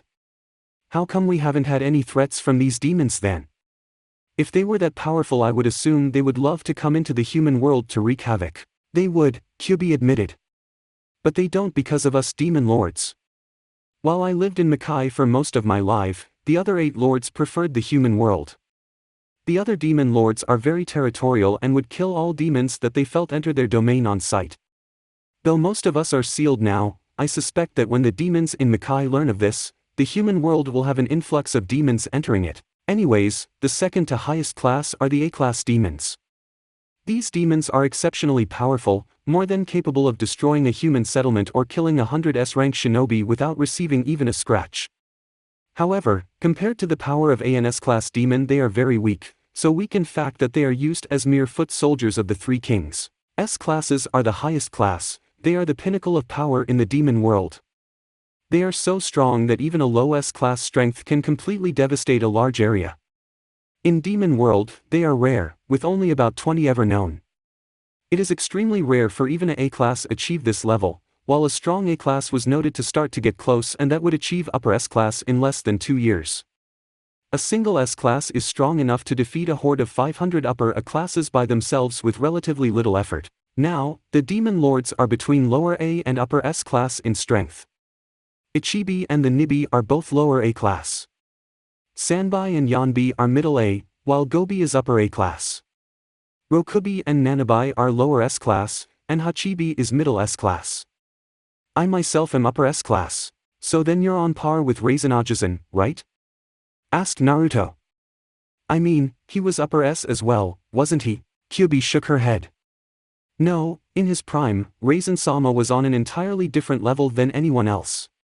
In fact, while it was never made official, Raizen-sama was so powerful that many demons gave him the classification of SS class, simply because he was so powerful. His power was so great that he could easily kill 4 or 5 upper S-class demons with relative ease. If you want another example of his strength, we can use power levels. I myself hold a power level of 1,560,000, which is slightly above average power for an upper S-class demon. In his prime, Raizen-sama had a power level of 4,056,000. It was said that he was so powerful, that if he wanted he could have destroyed the world 7 times over. Naruto took in this information with a nod, not letting on how surprised he was to know that Raizen was so powerful. He had of course realized that Raizen was strong, he would have to have Kyuubi respect the man so much. But to think that he was that strong was just unbelievable. What would I be? Right now your power is about 1,600,000, Kyuubi answered. Much of that is sealed off, however, due to you not being able to control your power. At those words, Naruto looked down to see the metal band on his left forearm. It was very beautiful, with an intricate design of the same patterns that made up Raizen's eye tattoo. However, the design itself was used to hide a very powerful set of demonic runes that bound Naruto's power down to a more manageable level. Right now, Kyuubi continued, and the blonde turned his gaze from the wristband to her. With your powers sealed, you only have the strength of an A-class demon, about 450,000. Eventually, we will be able to slowly release your power back to you as you gain better and better control over it. Raizen-sama claimed that you had the power to surpass him. Do you think I can? Asked Naruto. You definitely have an advantage over him, Kyuubi stated. Naruto looked at her in confusion, which the redhead noticed and decided to further explain. What I mean is, Raizen-sama needed to eat humans to keep his strength. When he fell in love and promised to never eat another human, he began losing that strength and withering away. When he died, his strength was only around 1,332,000. She paused for a moment before smiling. You on the other hand are 1/3 human, and thus do not require feasting on humans for sustenance. That means you won't need to eat humans to keep your strength up, or gain any more. Naruto nodded. It was a roundabout way of answering his question, but he got the gist of what she was saying. Since he didn't have to eat humans like most demons did to keep their strength, he didn't have their limitations. All he required to get more powerful was to train and fight. What about you? Asked Naruto as he suddenly realized something. Do you have to eat humans? No, Kyuubi replied with a shake of her head. I'm not like most demons. Aside from the fact that I am a kitsune, I am also one of 9 lords that received their power from an outside source. Outside source? You mean when you became the Kyuubi, right? Kyuubi nodded. Yes, myself and 8 other lower-class demons that had been in the human world at the time were all struck by that power. I gained the most, and therefore was the one who became the Kyuubi. Because we were lower-level demons when we received our power, we didn't need to feast on humans to keep it. Our Yuki sustains us indefinitely, though we can eat regular food if we want. Naruto nodded at her answer as a clone came up and took their trays away. He chuckled a bit when he heard it grumble about lazy blonde bastards and lucky-ass originals. It was always amusing to hear his clones complain. Because Kage Bunshins were a literal copy of the original, they had the same independent thought and emotional range as the person who created them. Which was why all Naruto's clones hated his guts when he was with Kyuubi. So what are we going to do now that my training is more or less complete? Asked Naruto. We only have 2 days before the 1-month training period before the Chunin exams are up, Kyuubi answered. So we'll be heading back to the human world soon. Tomorrow I think, that way we can make plans for some more training. More training? Asked Naruto.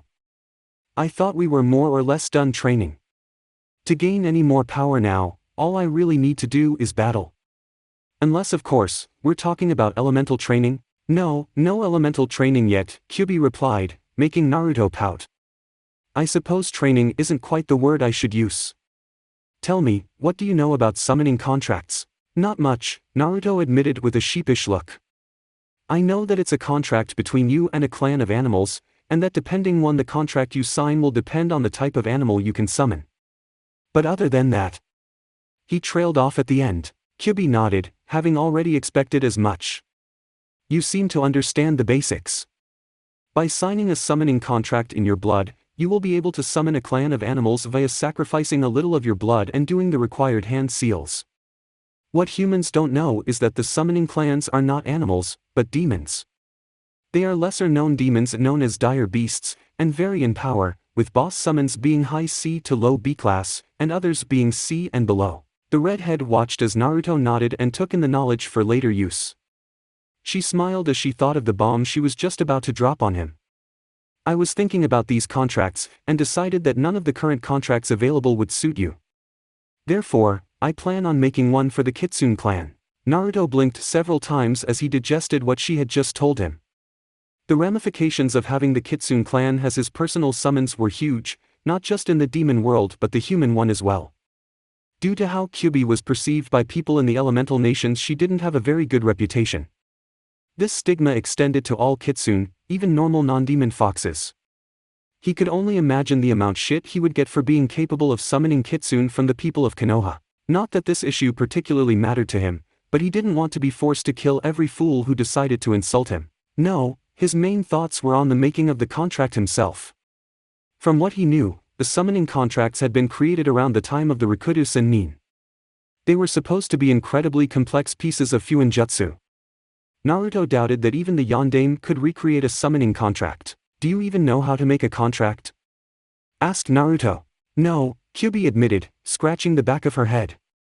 If Naruto hadn't been laying down he would have face-faulted. As it was he merely sweat-dropped. Then how do you plan on making a contract? There are contracts in existence, Kyuubi said with a shrug. We'll just study one and use it as our base. You know Fuinjutsu, correct? Not on that level, Naruto said. I've studied, and I'm decent at making seals. But I'm only beginning to enter the intermediate level of Fuinjutsu study. I don't even think the Yondaime Hokage could create a summoning contract from scratch, and he was the premier Fuinjutsu master of the world. Yes, but he didn't have me, now did he? Asked Kyuubi with a grin. I may not know Fuinjutsu, but I have a perfect memory.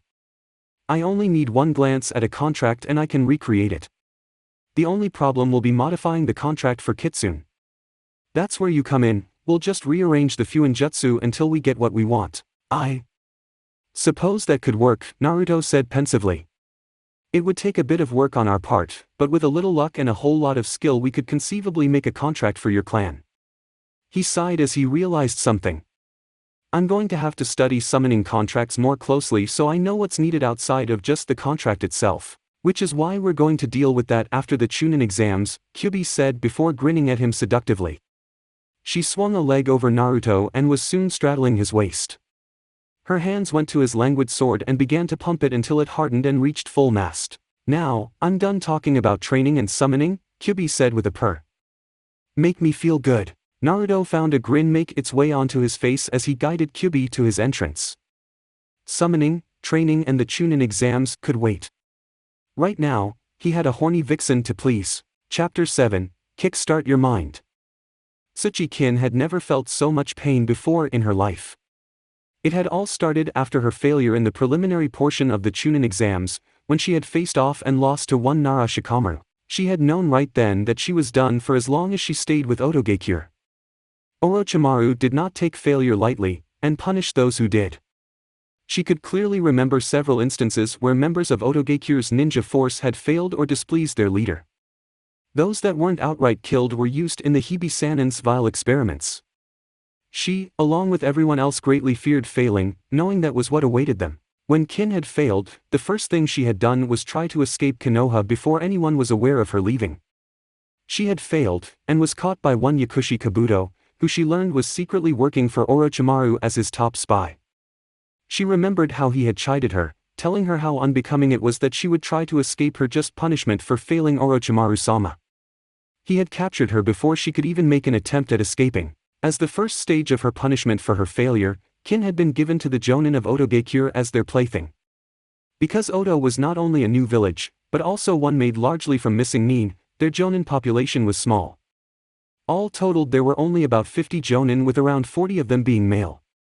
However, 40 Jonin using her in any way they wished was more than enough to cause Kin to suffer untold amounts of pain, agony, and humiliation. When they first started playing with her she had tried to resist, putting up as much of a struggle as she could. But she was only a genin, and not even that strong of one. Her sensei had never taught her much beyond the basics of genjutsu and taijutsu, and her abilities in hand-to-hand were subpar as it was not her specialty. Kin knew why he didn't teach her much now. It hadn't been difficult to figure out after her failure. She and her teammates had been nothing more than fodder, pawns to be used and disposed of when Orochimaru no longer needed them. Their original purpose, Kabuto had told her, was to be killed by Uchiha Sasuke to test how powerful his cursed seal state was. Since she had survived and not passed the prelims, Orochimaru had decided she was no longer needed. She couldn't tell how many times the Jonin of her village had raped her, using every hole she possessed to please themselves. During the first few hours she could remember how painful it was. Despite being a kunoichi for a village like Oto, she had managed to retain her virginity, which was a surprising feat as most of the older ninja were all missing ninja and had no scruples towards raping their fellow comrades in order to please themselves. Many of the older kunoichi had already been raped, and a few had even been killed attempting to escape. That was the main reason most of Otogekure was made up of males, and only the really strong females with a few exceptions survived the trials by being a shinobi for the village. Because that and the brutality with which her virginity was taken, she had been in a constant state of pain for hours. That pain had not dulled since her punishment began. However, in order to deal with horrible acts being committed upon her, Kin's mind had forced itself to shut down. She was still semi-aware of her surroundings, could still see, smell, hear and taste. But her mind was not really registering any of what her senses were telling her. She was for all intents and purposes, a vegetable. Above her two Jonin had just finished gang raping her, one having abused her vagina and the other had used her mouth. As they pulled up their pants, one of them looked at the more or less comatose Kin and sighed. Man, it's such a shame that we've got to rid of such a fine piece of meat. She's pretty much used up anyways, the other said. Look at her, she's practically a zombie now. They're no fun if I can't listen to them scream. Besides, orders are orders and Orochimaru-sama needs her for his jutsu that he's going to use. Yeah, I know, he's got this big bad jutsu that requires a living sacrifice and is going to use it to help raise Konoha to the ground. The first one said.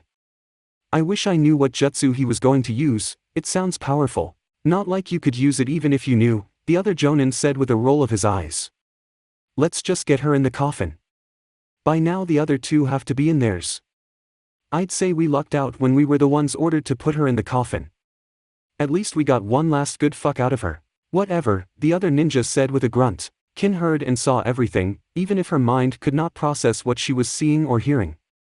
However, just as the man was about to lift her up and set her into the coffin she was next to, something happened, which made her mind start. Blood splashed against her face and body from the man who had been about to grab her by the ankles. Said ninja was gaping at a hand that could be seen sticking through his chest, clutching his slowly beating heart. With a simple squeeze the heart was crushed, and the man's eyes dimmed before the hand pulled itself out and the jonin fell to the ground. The last thing Kin saw before darkness claimed her was a head of bright golden hair and two cerulean blue eyes. An hour earlier. "You sure you don't want to come?" asked Naruto as he looked at Kyuubi, who had just finished the ritual to open the portal to the human world.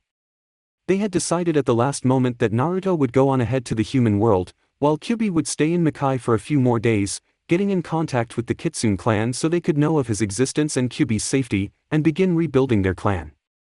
She had told him that she would find him again in about a week's time, something that Naruto didn't really like as he had begun to cherish his time with the vixen.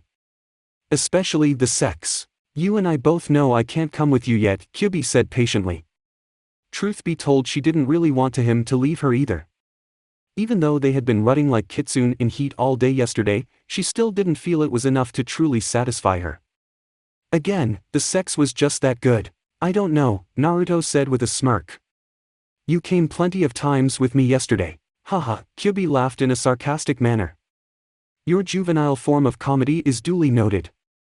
Now, you need to leave or you may end up being late for the Chunin exams." "Right, and the last thing I want to have to do is pull a Kakashi," Naruto said with a sigh. Somewhere outside of Konoha said one-eyed Cyclops sneezed loudly. He wiped his masked nose for a moment, hoping the person talking about him was Jiraiya talking about making him a character in the man's new book. He shrugged a moment later before getting back to teaching Sasuke. "At least you have a better excuse than he does," Kyuubi replied with a grin. Naruto chuckled. "Yeah, I can just imagine how everyone would react when I said, 'Sorry I'm late, I spent so much time fucking my super hot mate that I forgot the time.' Heh, that would go over real well. Most people probably wouldn't even believe me." "Maybe if you still looked like a chibi," Kyuubi retorted. "With your new looks I dare say any woman worth her weight would jump you in less than a second." "Maybe," Naruto said. He was silent a moment later. Kyuubi watched his eyes gain a thoughtful look, tilting her head in curiosity as he turned his head and gazed at her with an unreadable expression. Her curiosity turned into surprise and she let out a small yelp as Naruto grabbed her by the hips and pulled her into a kiss. It wasn't the steamy, hot smoldering kisses they had shared the past few days. This one was soft, tender, and seemed to carry enough emotions that Kyuubi felt her toes curl and her knees grow weak. When the kiss ended, Naruto hugged her tightly. "You know, I never in a million years thought I would say this, but I'm really going to miss you." Kyuubi sighed as she nuzzled herself into the blonde's muscular torso and felt the natural warmth the blonde's body exuded encompass her. Having spent somewhere close to a month with the demon shinobi, she could honestly claim that he was an even better demon, than even Raizen-sama had been. He was kind, compassionate, understanding and caring to people he liked. That he counted her as one of those people and didn't blame her for the death of his parents spoke very highly at how forgiving his nature was. But she knew he could be cold and ruthless as well, just as, if not more ruthless than even Raizen-sama had been before he had fallen in love. She hadn't seen much of it, but she did remember a few instances where he had been annoyed by the demons he had been killing. She clearly remembered one incident where she and Naruto had gotten into some seriously heavy petting, and they would have likely had sex right there on the plains of Makai, were it not for several demons that had shown up in their midst. Naruto had been rather furious at the interruption. The fact that he had a pitch tent the size of Konoha and no way to fix it as the moment had been ruined had probably contributed to his rage. He had not just destroyed the demons that attacked, but had captured them and tortured them to near insanity.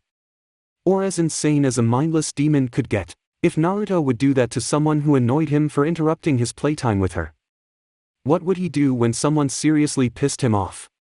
The thought sent pleasurable chills up Kyuubi's spine. "I'll miss you too, Naruto-sama," Kyuubi said. "But it will only be for a week, then we'll be together again." She broke off the hug and took a few steps back, grinning at him. "Perhaps when I get back we can have some good old-fashioned hello sex." Naruto shook his head in amusement. I didn't know there were different kinds of sex. Oh, there's all kinds, Kyuubi said as she began ticking off different types of sex off her fingers. There's hello sex, goodbye sex, makeup sex, angry sex, loving sex, kinky sex, and… Alright, I get it, Naruto said, placing his hands up in a gesture of defeat. Now could you please stop mentioning sex, or else I'm going to fuck you right here. I don't know if we have enough time for goodbye sex, Naruto-sama, Kyuubi said in a voice that was too innocent to be real. The rather seductive look on her face didn't help fix that. I mean, you take a rather long time to get off, what with your demonic stamina and all. If we had sex now, you would miss the entire final portion of the Chunin exams. I'm guessing this my cue to leave, Naruto mumbled with a light glare. You just be ready. Because when we see each other again, I'm going to put our stamina to the test. Yes, Naruto-sama, Kyuubi replied happily as Naruto turned around and walked towards the portal leading to the human world. As Naruto stepped through the portal, the odd sensation of wading through jelly came to him. It wasn't as disorient as it was last time since he expected it, and the blonde came out on the other side without a problem. Naruto looked around and noted with some satisfaction that he was in the same clearing he and Kyuubi had been at when they first entered Makai. Kyuubi was definitely precise when it came to creating portals to open where she wanted. He took a moment to make 2 Kage Bunshin and ordered them to destroy the seals for the portal as Kyuubi had instructed. While they were decently hidden by the illusion his vixen had cast, she didn't like leaving things to chance and had only left the seals there because she couldn't create a Kage Bunshin, and Naruto didn't know the proper method of destroying the seals back then and was more than likely to blow up the forest. Now that he did know how the seals were made and the method for destroying them, he would get rid of these ones and make a portal in his apartment, that way they could enter Makai without anyone stumbling upon the scene by accident. Once done, Naruto took the trees as he began his trek back to Konoha. It would only take an hour or two to get back, despite how far he was thanks to his newfound speed.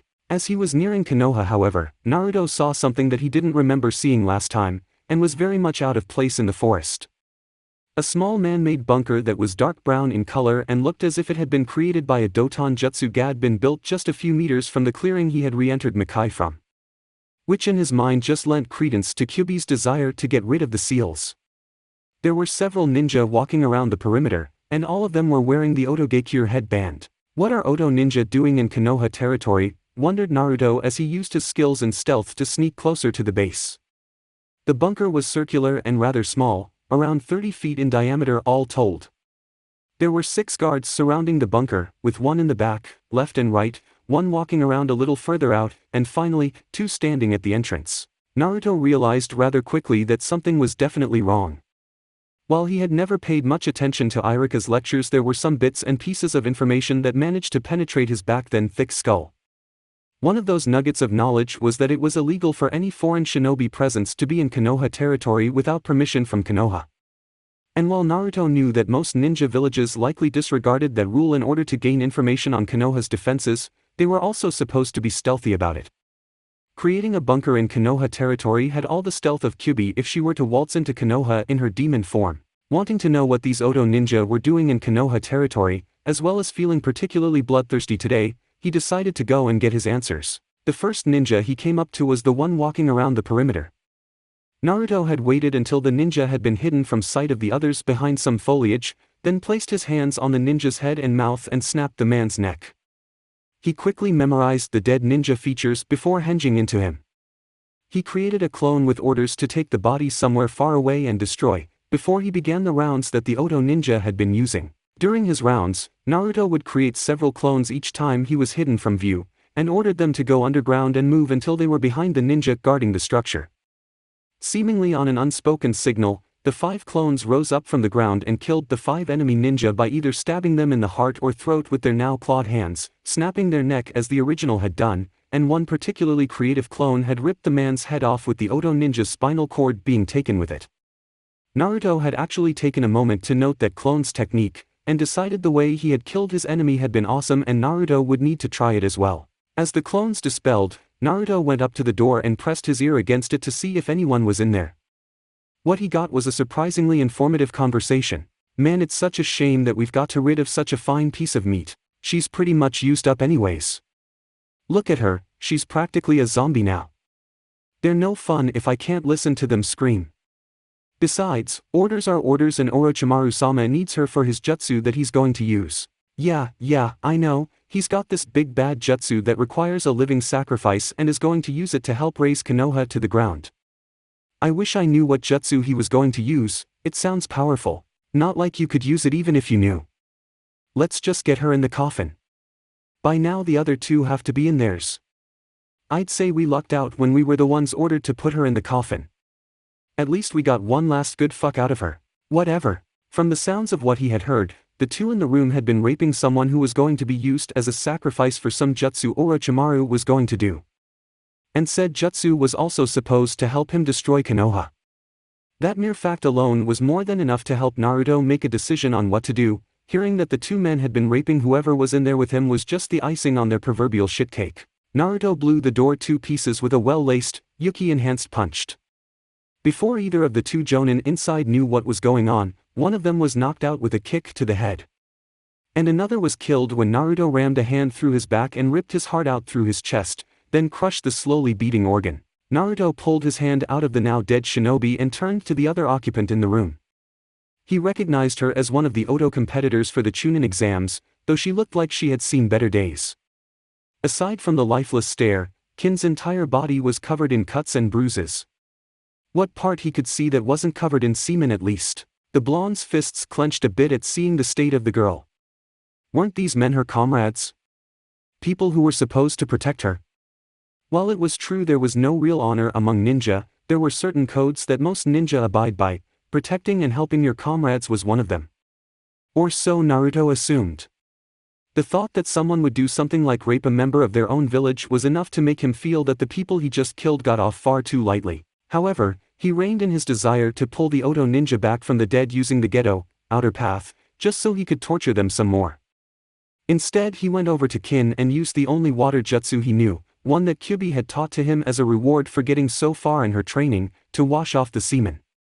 He had to power it down greatly since the jutsu, which was more of a water manipulation as it didn't require hand signs, was designed to kill opponents by drilling them with a powerful drill made of water. For this he blunted the edge and used less than 1/8th the amount of chakra he normally would.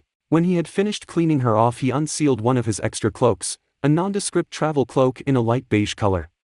He quickly wrapped the girl in it and created a clone. Get her to the nearest hospital you can. Before he had run afoul of this place, he had passed a village, and that meant they likely had a hospital. When you get her there I want you to stay with her until I return. If she wakes up before then let her know what is going on. Got it? He knew that his clone already knew what had wanted, but for some reason felt about giving it an order. Hi, Oyabun, boss, the Kage Bunshin replied before scooping Kin into his arms and taking off. Naruto watched the clone leave before going over to the unconscious jonin. After tying him up with some rope Naruto found lying around, the blonde demon shinobi woke him up with a kick. The man's eyes snapped open with a start and he let out a yelp as Naruto kicked him in the ribs a second time.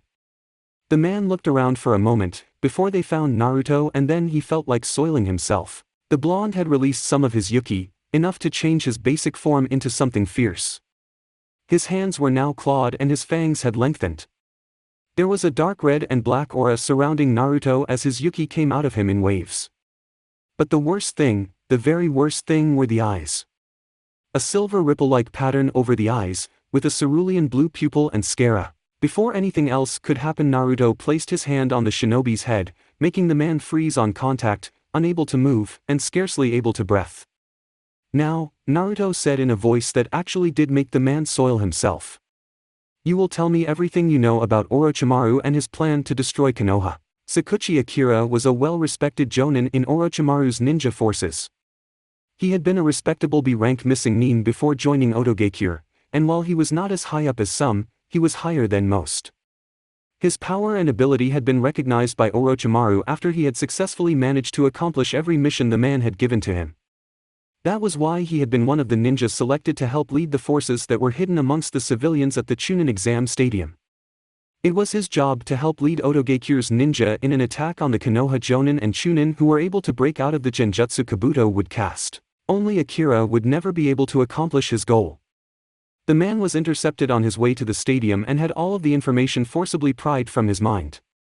After that his soul was ripped from his body before being sent straight to hell. His body would be burnt and a Kage Bunshin would take his place. No one would ever know what happened to Sakuchi Akira but one person. It was a bright day in the Konohagakure no Sato. The sun's rays were falling upon the village, creating bright streams of light through the many trees that the village was named after. Children could be seen playing within the streets and teenagers and adults of all ages and genders were shopping for goods, while birds could be heard singing from above them. The sounds of cheering people could be heard all over the Hidden Leaf village as shinobi, civilian, nobles, and commoners alike had all gathered to witness the Chunin exam finals. As he looked over the village from his seat in the Kage booth, Sarutobi Hijirin couldn't help but be pleased with the turnout. In one section of the stand sat the members of the newly dubbed Konoha 12, which consisted of the members of the newly famed Rookie 9, along with the members of Team Guy who hadn't made it to the finals. The name was given to them because of all of the genin of Konoha who had been placed in the Chunin exams, all 27 teams. It was the 4 rookie teams that passed the second stage and made it to the preliminary rounds. Sitting with them were the Jonin senseis of the teams, -1, each of them looking down at the students who had made it past the prelims in pride. On the arena floor 8 figures could be seen standing in a line facing the Kage booth. 7 of those figures were the genin who were about to compete in their matches: Aburame Shino, Hyuga Niji, Nara Shikamaru, Uchiha Sasuke, Sabaka no Gaara, Sabaka no Temari and Sabaka no Kankuro, with the last member being the Jonin proctoring this match. The proctor, Shiranui Ginma, had dark brown hair reaching to his neck and brown eyes. He was wearing his forehead protector like a bandana, and the standard Jonin outfit of dark blue pants and a long-sleeve blue shirt with his Jonin flak jacket over it. Sarutobi frowned as he saw that they were missing 3 ninja, Kinyuta Dosu, Uchiha Sasuke and Uzumaki Naruto. He knew that Dosu was dead, his corpse having been found by his ANBU just last night, and Uchiha Sasuke was with Kakashi, so it was a given that he would either make it at the last minute or turn up late. However, that Naruto was not standing down there was worrying. He knew the blonde would never miss a chance like this. Sarutobi couldn't help but wonder if something had happened to him. "Sir, there is still no sign of Uchiha Sasuke, but we have a few squads searching for him," said a Jounin before he leaned over to whisper into his Kage's ear. "Sir, do you think it's possible Orochimaru may have already gotten to the boy?" questioned the man. The Sandaime didn't let his subordinate know what he was thinking. With several decades of ninja experience he had learned the art of keeping his face emotionless. However, the thought that Orochimaru may already have gotten his hands on Sasuke was worrying. The boy had been with Kakashi, and while Sarutobi planned on having words with how the man had taken up favoritism with his squad, the Sharingan-toting Jonin was still one of his best shinobi. Before he could reply to the Jonin's words, however, he caught sight of a pair of white and blue robes out of the corner of his eye. Upon seeing them he turned to greet the arriving Kazekage. "Kazekage Dano, you must be tired from the long journey," he greeted cordially. "Not at all," the man replied in his calm manner as he sat down. "Though it's a good thing the exams were held here this time. While you are still young the trip may have been too much for you, Hokage-sama. Perhaps it's time you choose a 5th. Sarutobi gave a hearty laugh, and waved the man's comments off. "Please don't treat me like an old man. The fire in me still burns as strongly as it did 20 years ago. I've still got a few more years left before needing to find a successor. It seems we have 2 missing," said the Kazekage upon taking his seat, eyes roving over to the field. "Yes, it seems as if young Sasuke and Naruto have not shown up. As things stand I may have to disqualify them. However, they both have until the exams start to present themselves, so we will wait and see," said Sarutobi.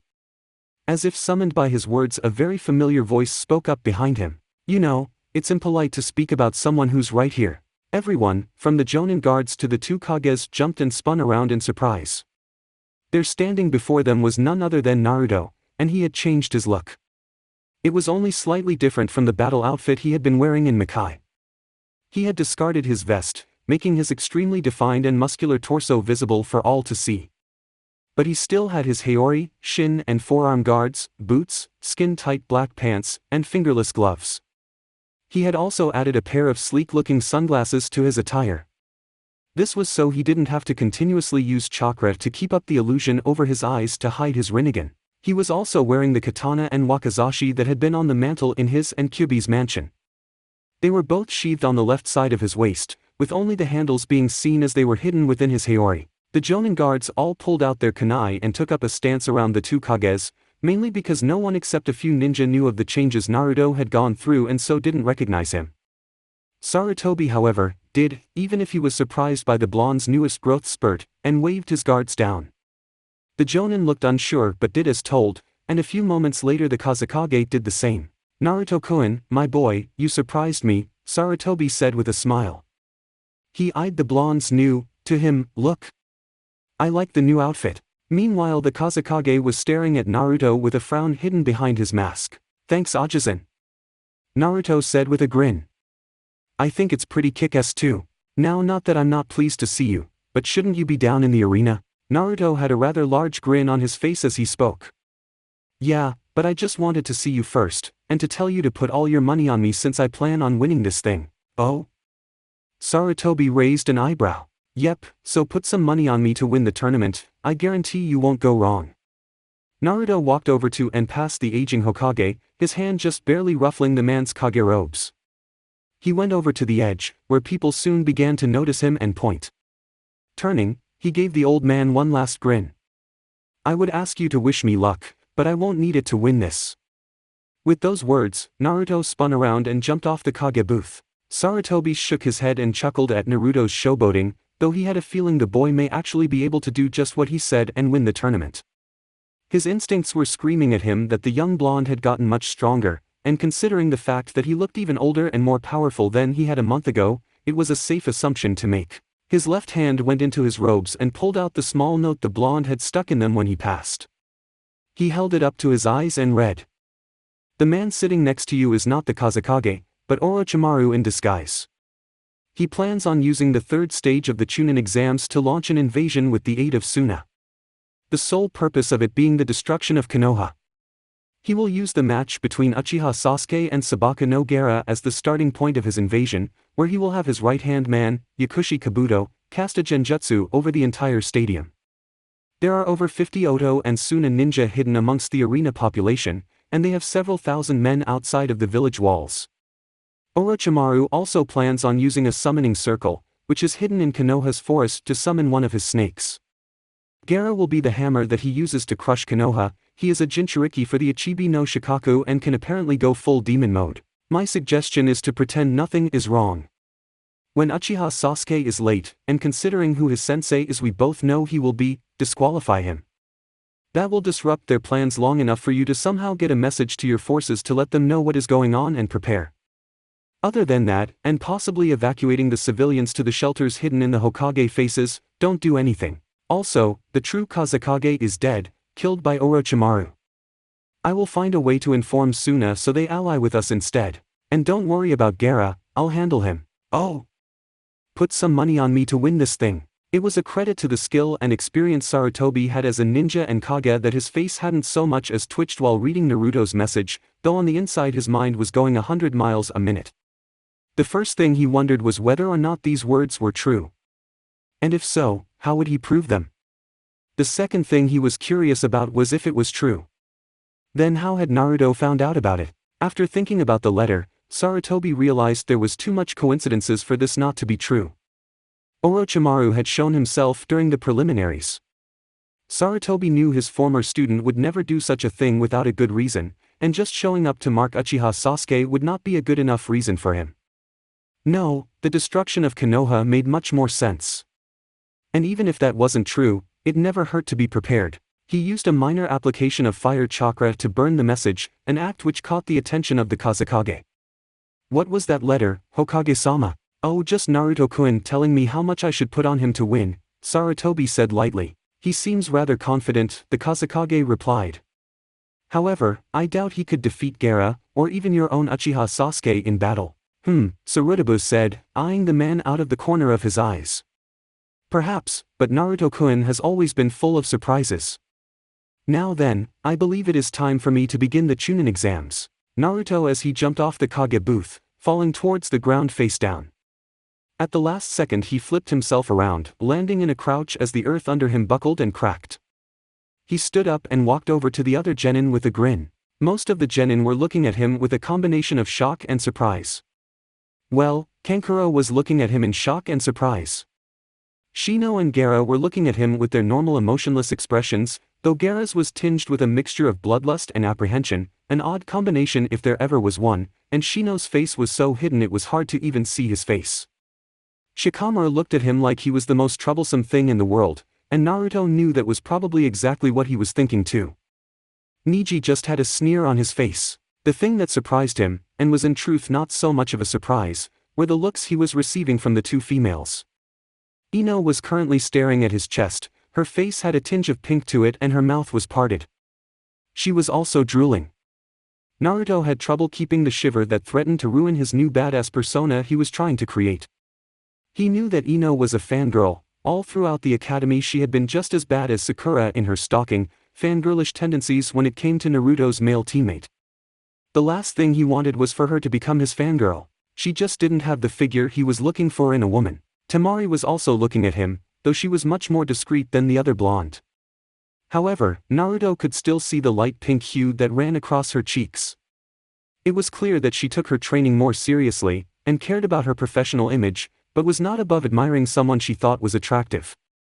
Naruto could appreciate her desire to be a kunoichi first and a woman second, at least when it mattered. As Naruto walked towards the group, he decided that since Temari was looking at him, turnabout was fair play. She hadn't changed her outfit since he had last seen her. Temari's blonde hair was still gathered into 4 ponytails. Her outfit still consisted of a single light purple-colored, off-the-shoulders garment that extended to halfway down her thighs, with a scarlet sash tied around her waist. In addition to incorporating fishnet worn over her shoulders and legs, specifically on her right calf and her left thigh, she also wore her headband around her neck. It was also hard not to notice the young teenage girl's budding assets, which were visible beneath her clothes. She was a few years older than him, and he could see that she was growing rather well.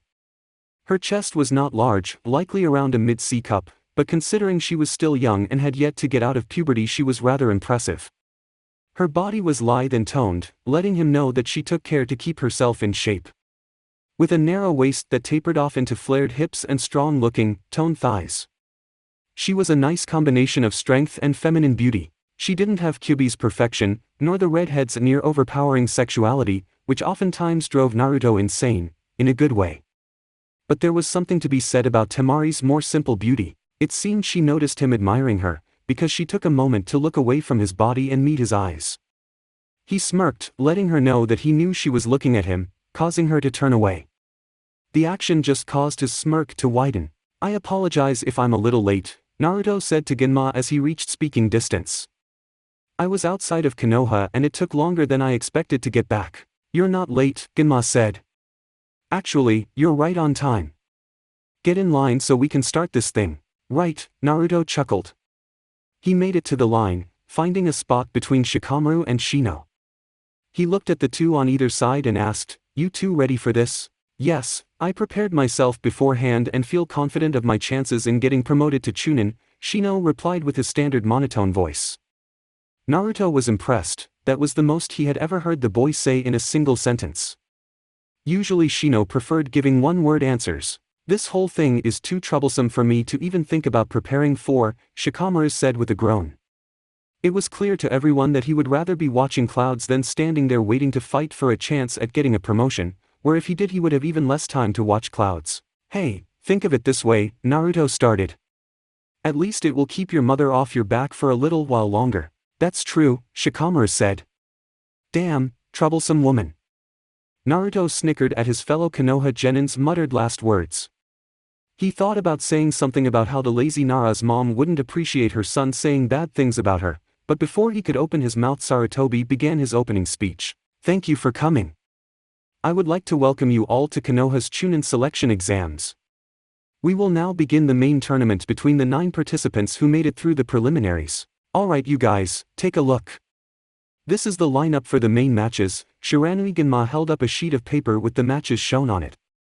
As you can see there will be 5 matches for the first round, with the winner of match 4 fighting Yamanaka Ino. "Hey wait!" exclaimed Ino in a rather loud voice. Naruto winced. While her voice wasn't as loud and nail-on-chalkboard sounding as Sakura's, she was still very loud. "What happened to the guy I was supposed to fight?" "He was disqualified," said Genma. Naruto narrowed his eyes at the hesitation when he said disqualified. That tone meant Dosu was likely dead. Could Orochimaru have killed him for that jutsu kin was going to be used in? Naruto wondered, before shaking his head. No, that would have alerted the Hokage that something was up, and it doesn't seem like his style to be so careless when planning an invasion. Now then, the same rules from the preliminaries apply here. This basically means there are none. Matches will be fought one-on-one until someone dies, is knocked unconscious, or admits defeat. However, if at any time I deem that a fight is over, I'll step in and end the match. Is that understood? When No spoke, Genma nodded, satisfied. Good, now will Uzumaki Naruto and Hyuga Neji please step forward? All other contestants go to the fighter's booth. Whoa, check it out, said a ninja with long, spiky black hair and dark eyes. Hagane Kotetsu was a Chunin-level shinobi and one of the judges for the Chunin Exams. He was wearing a bandage over his nose and had a light-colored marking on his chin. His outfit consisted of the standard attire of a Konoha shinobi complete with forehead protector and flak jacket. I didn't get to see the prelims, but it seems the rumors were true. That kid is ripped. I wonder if that's why he always wore those obnoxious jumpsuits. Whatever, built or not, there's no way he can win against the Hyuga kid, said his partner, another Chunin with brown hair and dark eyes. Kamizuki Izumo had his hair combed down away so that it was covering his right eye. He was wearing his forehead protector like a bandana along with the standard Konoha shinobi outfit which went all the way up to his chin and a flak jacket. I mean, he was the dead last in his class, and Hyuga Neji was last year's Rookie of the Year. Yeah, it's too bad. I kind of liked the kid. Just a little below the two Chunin were Hinata and Kiba, both of whom had heard the Chunin examiner's words. Hey, don't listen to them, Hinata-chan, said Kiba in a reassuring tone. There's no way Naruto could lose. I mean, he kicked my ass like I was a mere academy student. His defeat at the hands of the blonde demon shinobi had shown Kiba that he had been slacking off all this time. During the 1-month period before the preliminaries, Kiba had taken to training with his mother, Inazuka Tsum, the matriarch of his clan, and his sister, Hana, in their clan techniques. Why, you're right, Kiba-kun, Hinata stammered. I need to think positively. And Naruto-kun will win. She still wasn't sure about Naruto anymore. That power he had used scared her worse than Gaara. But, he had defended her from Neji, so the least she could do was support him. There ya go. Now let's watch Naruto kick your cousin's ass. Man, who would have thought Naruto of all people would be in the final stages of the Chunin exams? Asuma said as he took a slow drag of his cigarette, blowing out a small ring of smoke a few seconds later. The surprises never cease. Kurenai wrinkled her nose as the smoke wafted over to her. Waving her hands in front of her face to rid herself of the acrid smoke, she said, "It's definitely a surprising development. When you account for how much he changed in such a short time, it makes you wonder what happened in that forest." Ino said Naruto went from being scrawny and loud idiot to a hunky man she could just eat, Asuma said, making quotations marks when he spoke. It may have something to do with Orochimaru. We all know he got the Uchiha kid with his mark, he might have done something to Naruto as well. Maybe. For some reason Kurenai didn't think Orochimaru had actually done something to Naruto. At least, he wasn't the one responsible for his changes. No, there was something else going on with the blonde ninja, and she couldn't deny her curiosity about the blonde's new changes. Thankfully Enko seemed to have taken the same interest in the kid as she had, which meant she wouldn't need to do any snooping as Enko would do it all for her. A good thing too, it would be unsightly for a Jonin sensei to be gathering intelligence about someone else's student. Even the sensei of said student hadn't actually taught him anything. It was at this moment that Haruno Sakura decided to make her presence known to the two Jonin. Who cares about Naruto Baka, he's just an idiot and a monster. Asuma and Kurenai both looked at the girl in disgust. How could say such a thing about your own teammate? Questioned Kurenai as she glared at pink-haired girl. Because it's true, Sakura stated in a tone that said the reason for her words were all too obvious. Ka-san always told me he was a monster in disguise and the Chunin exams proved it.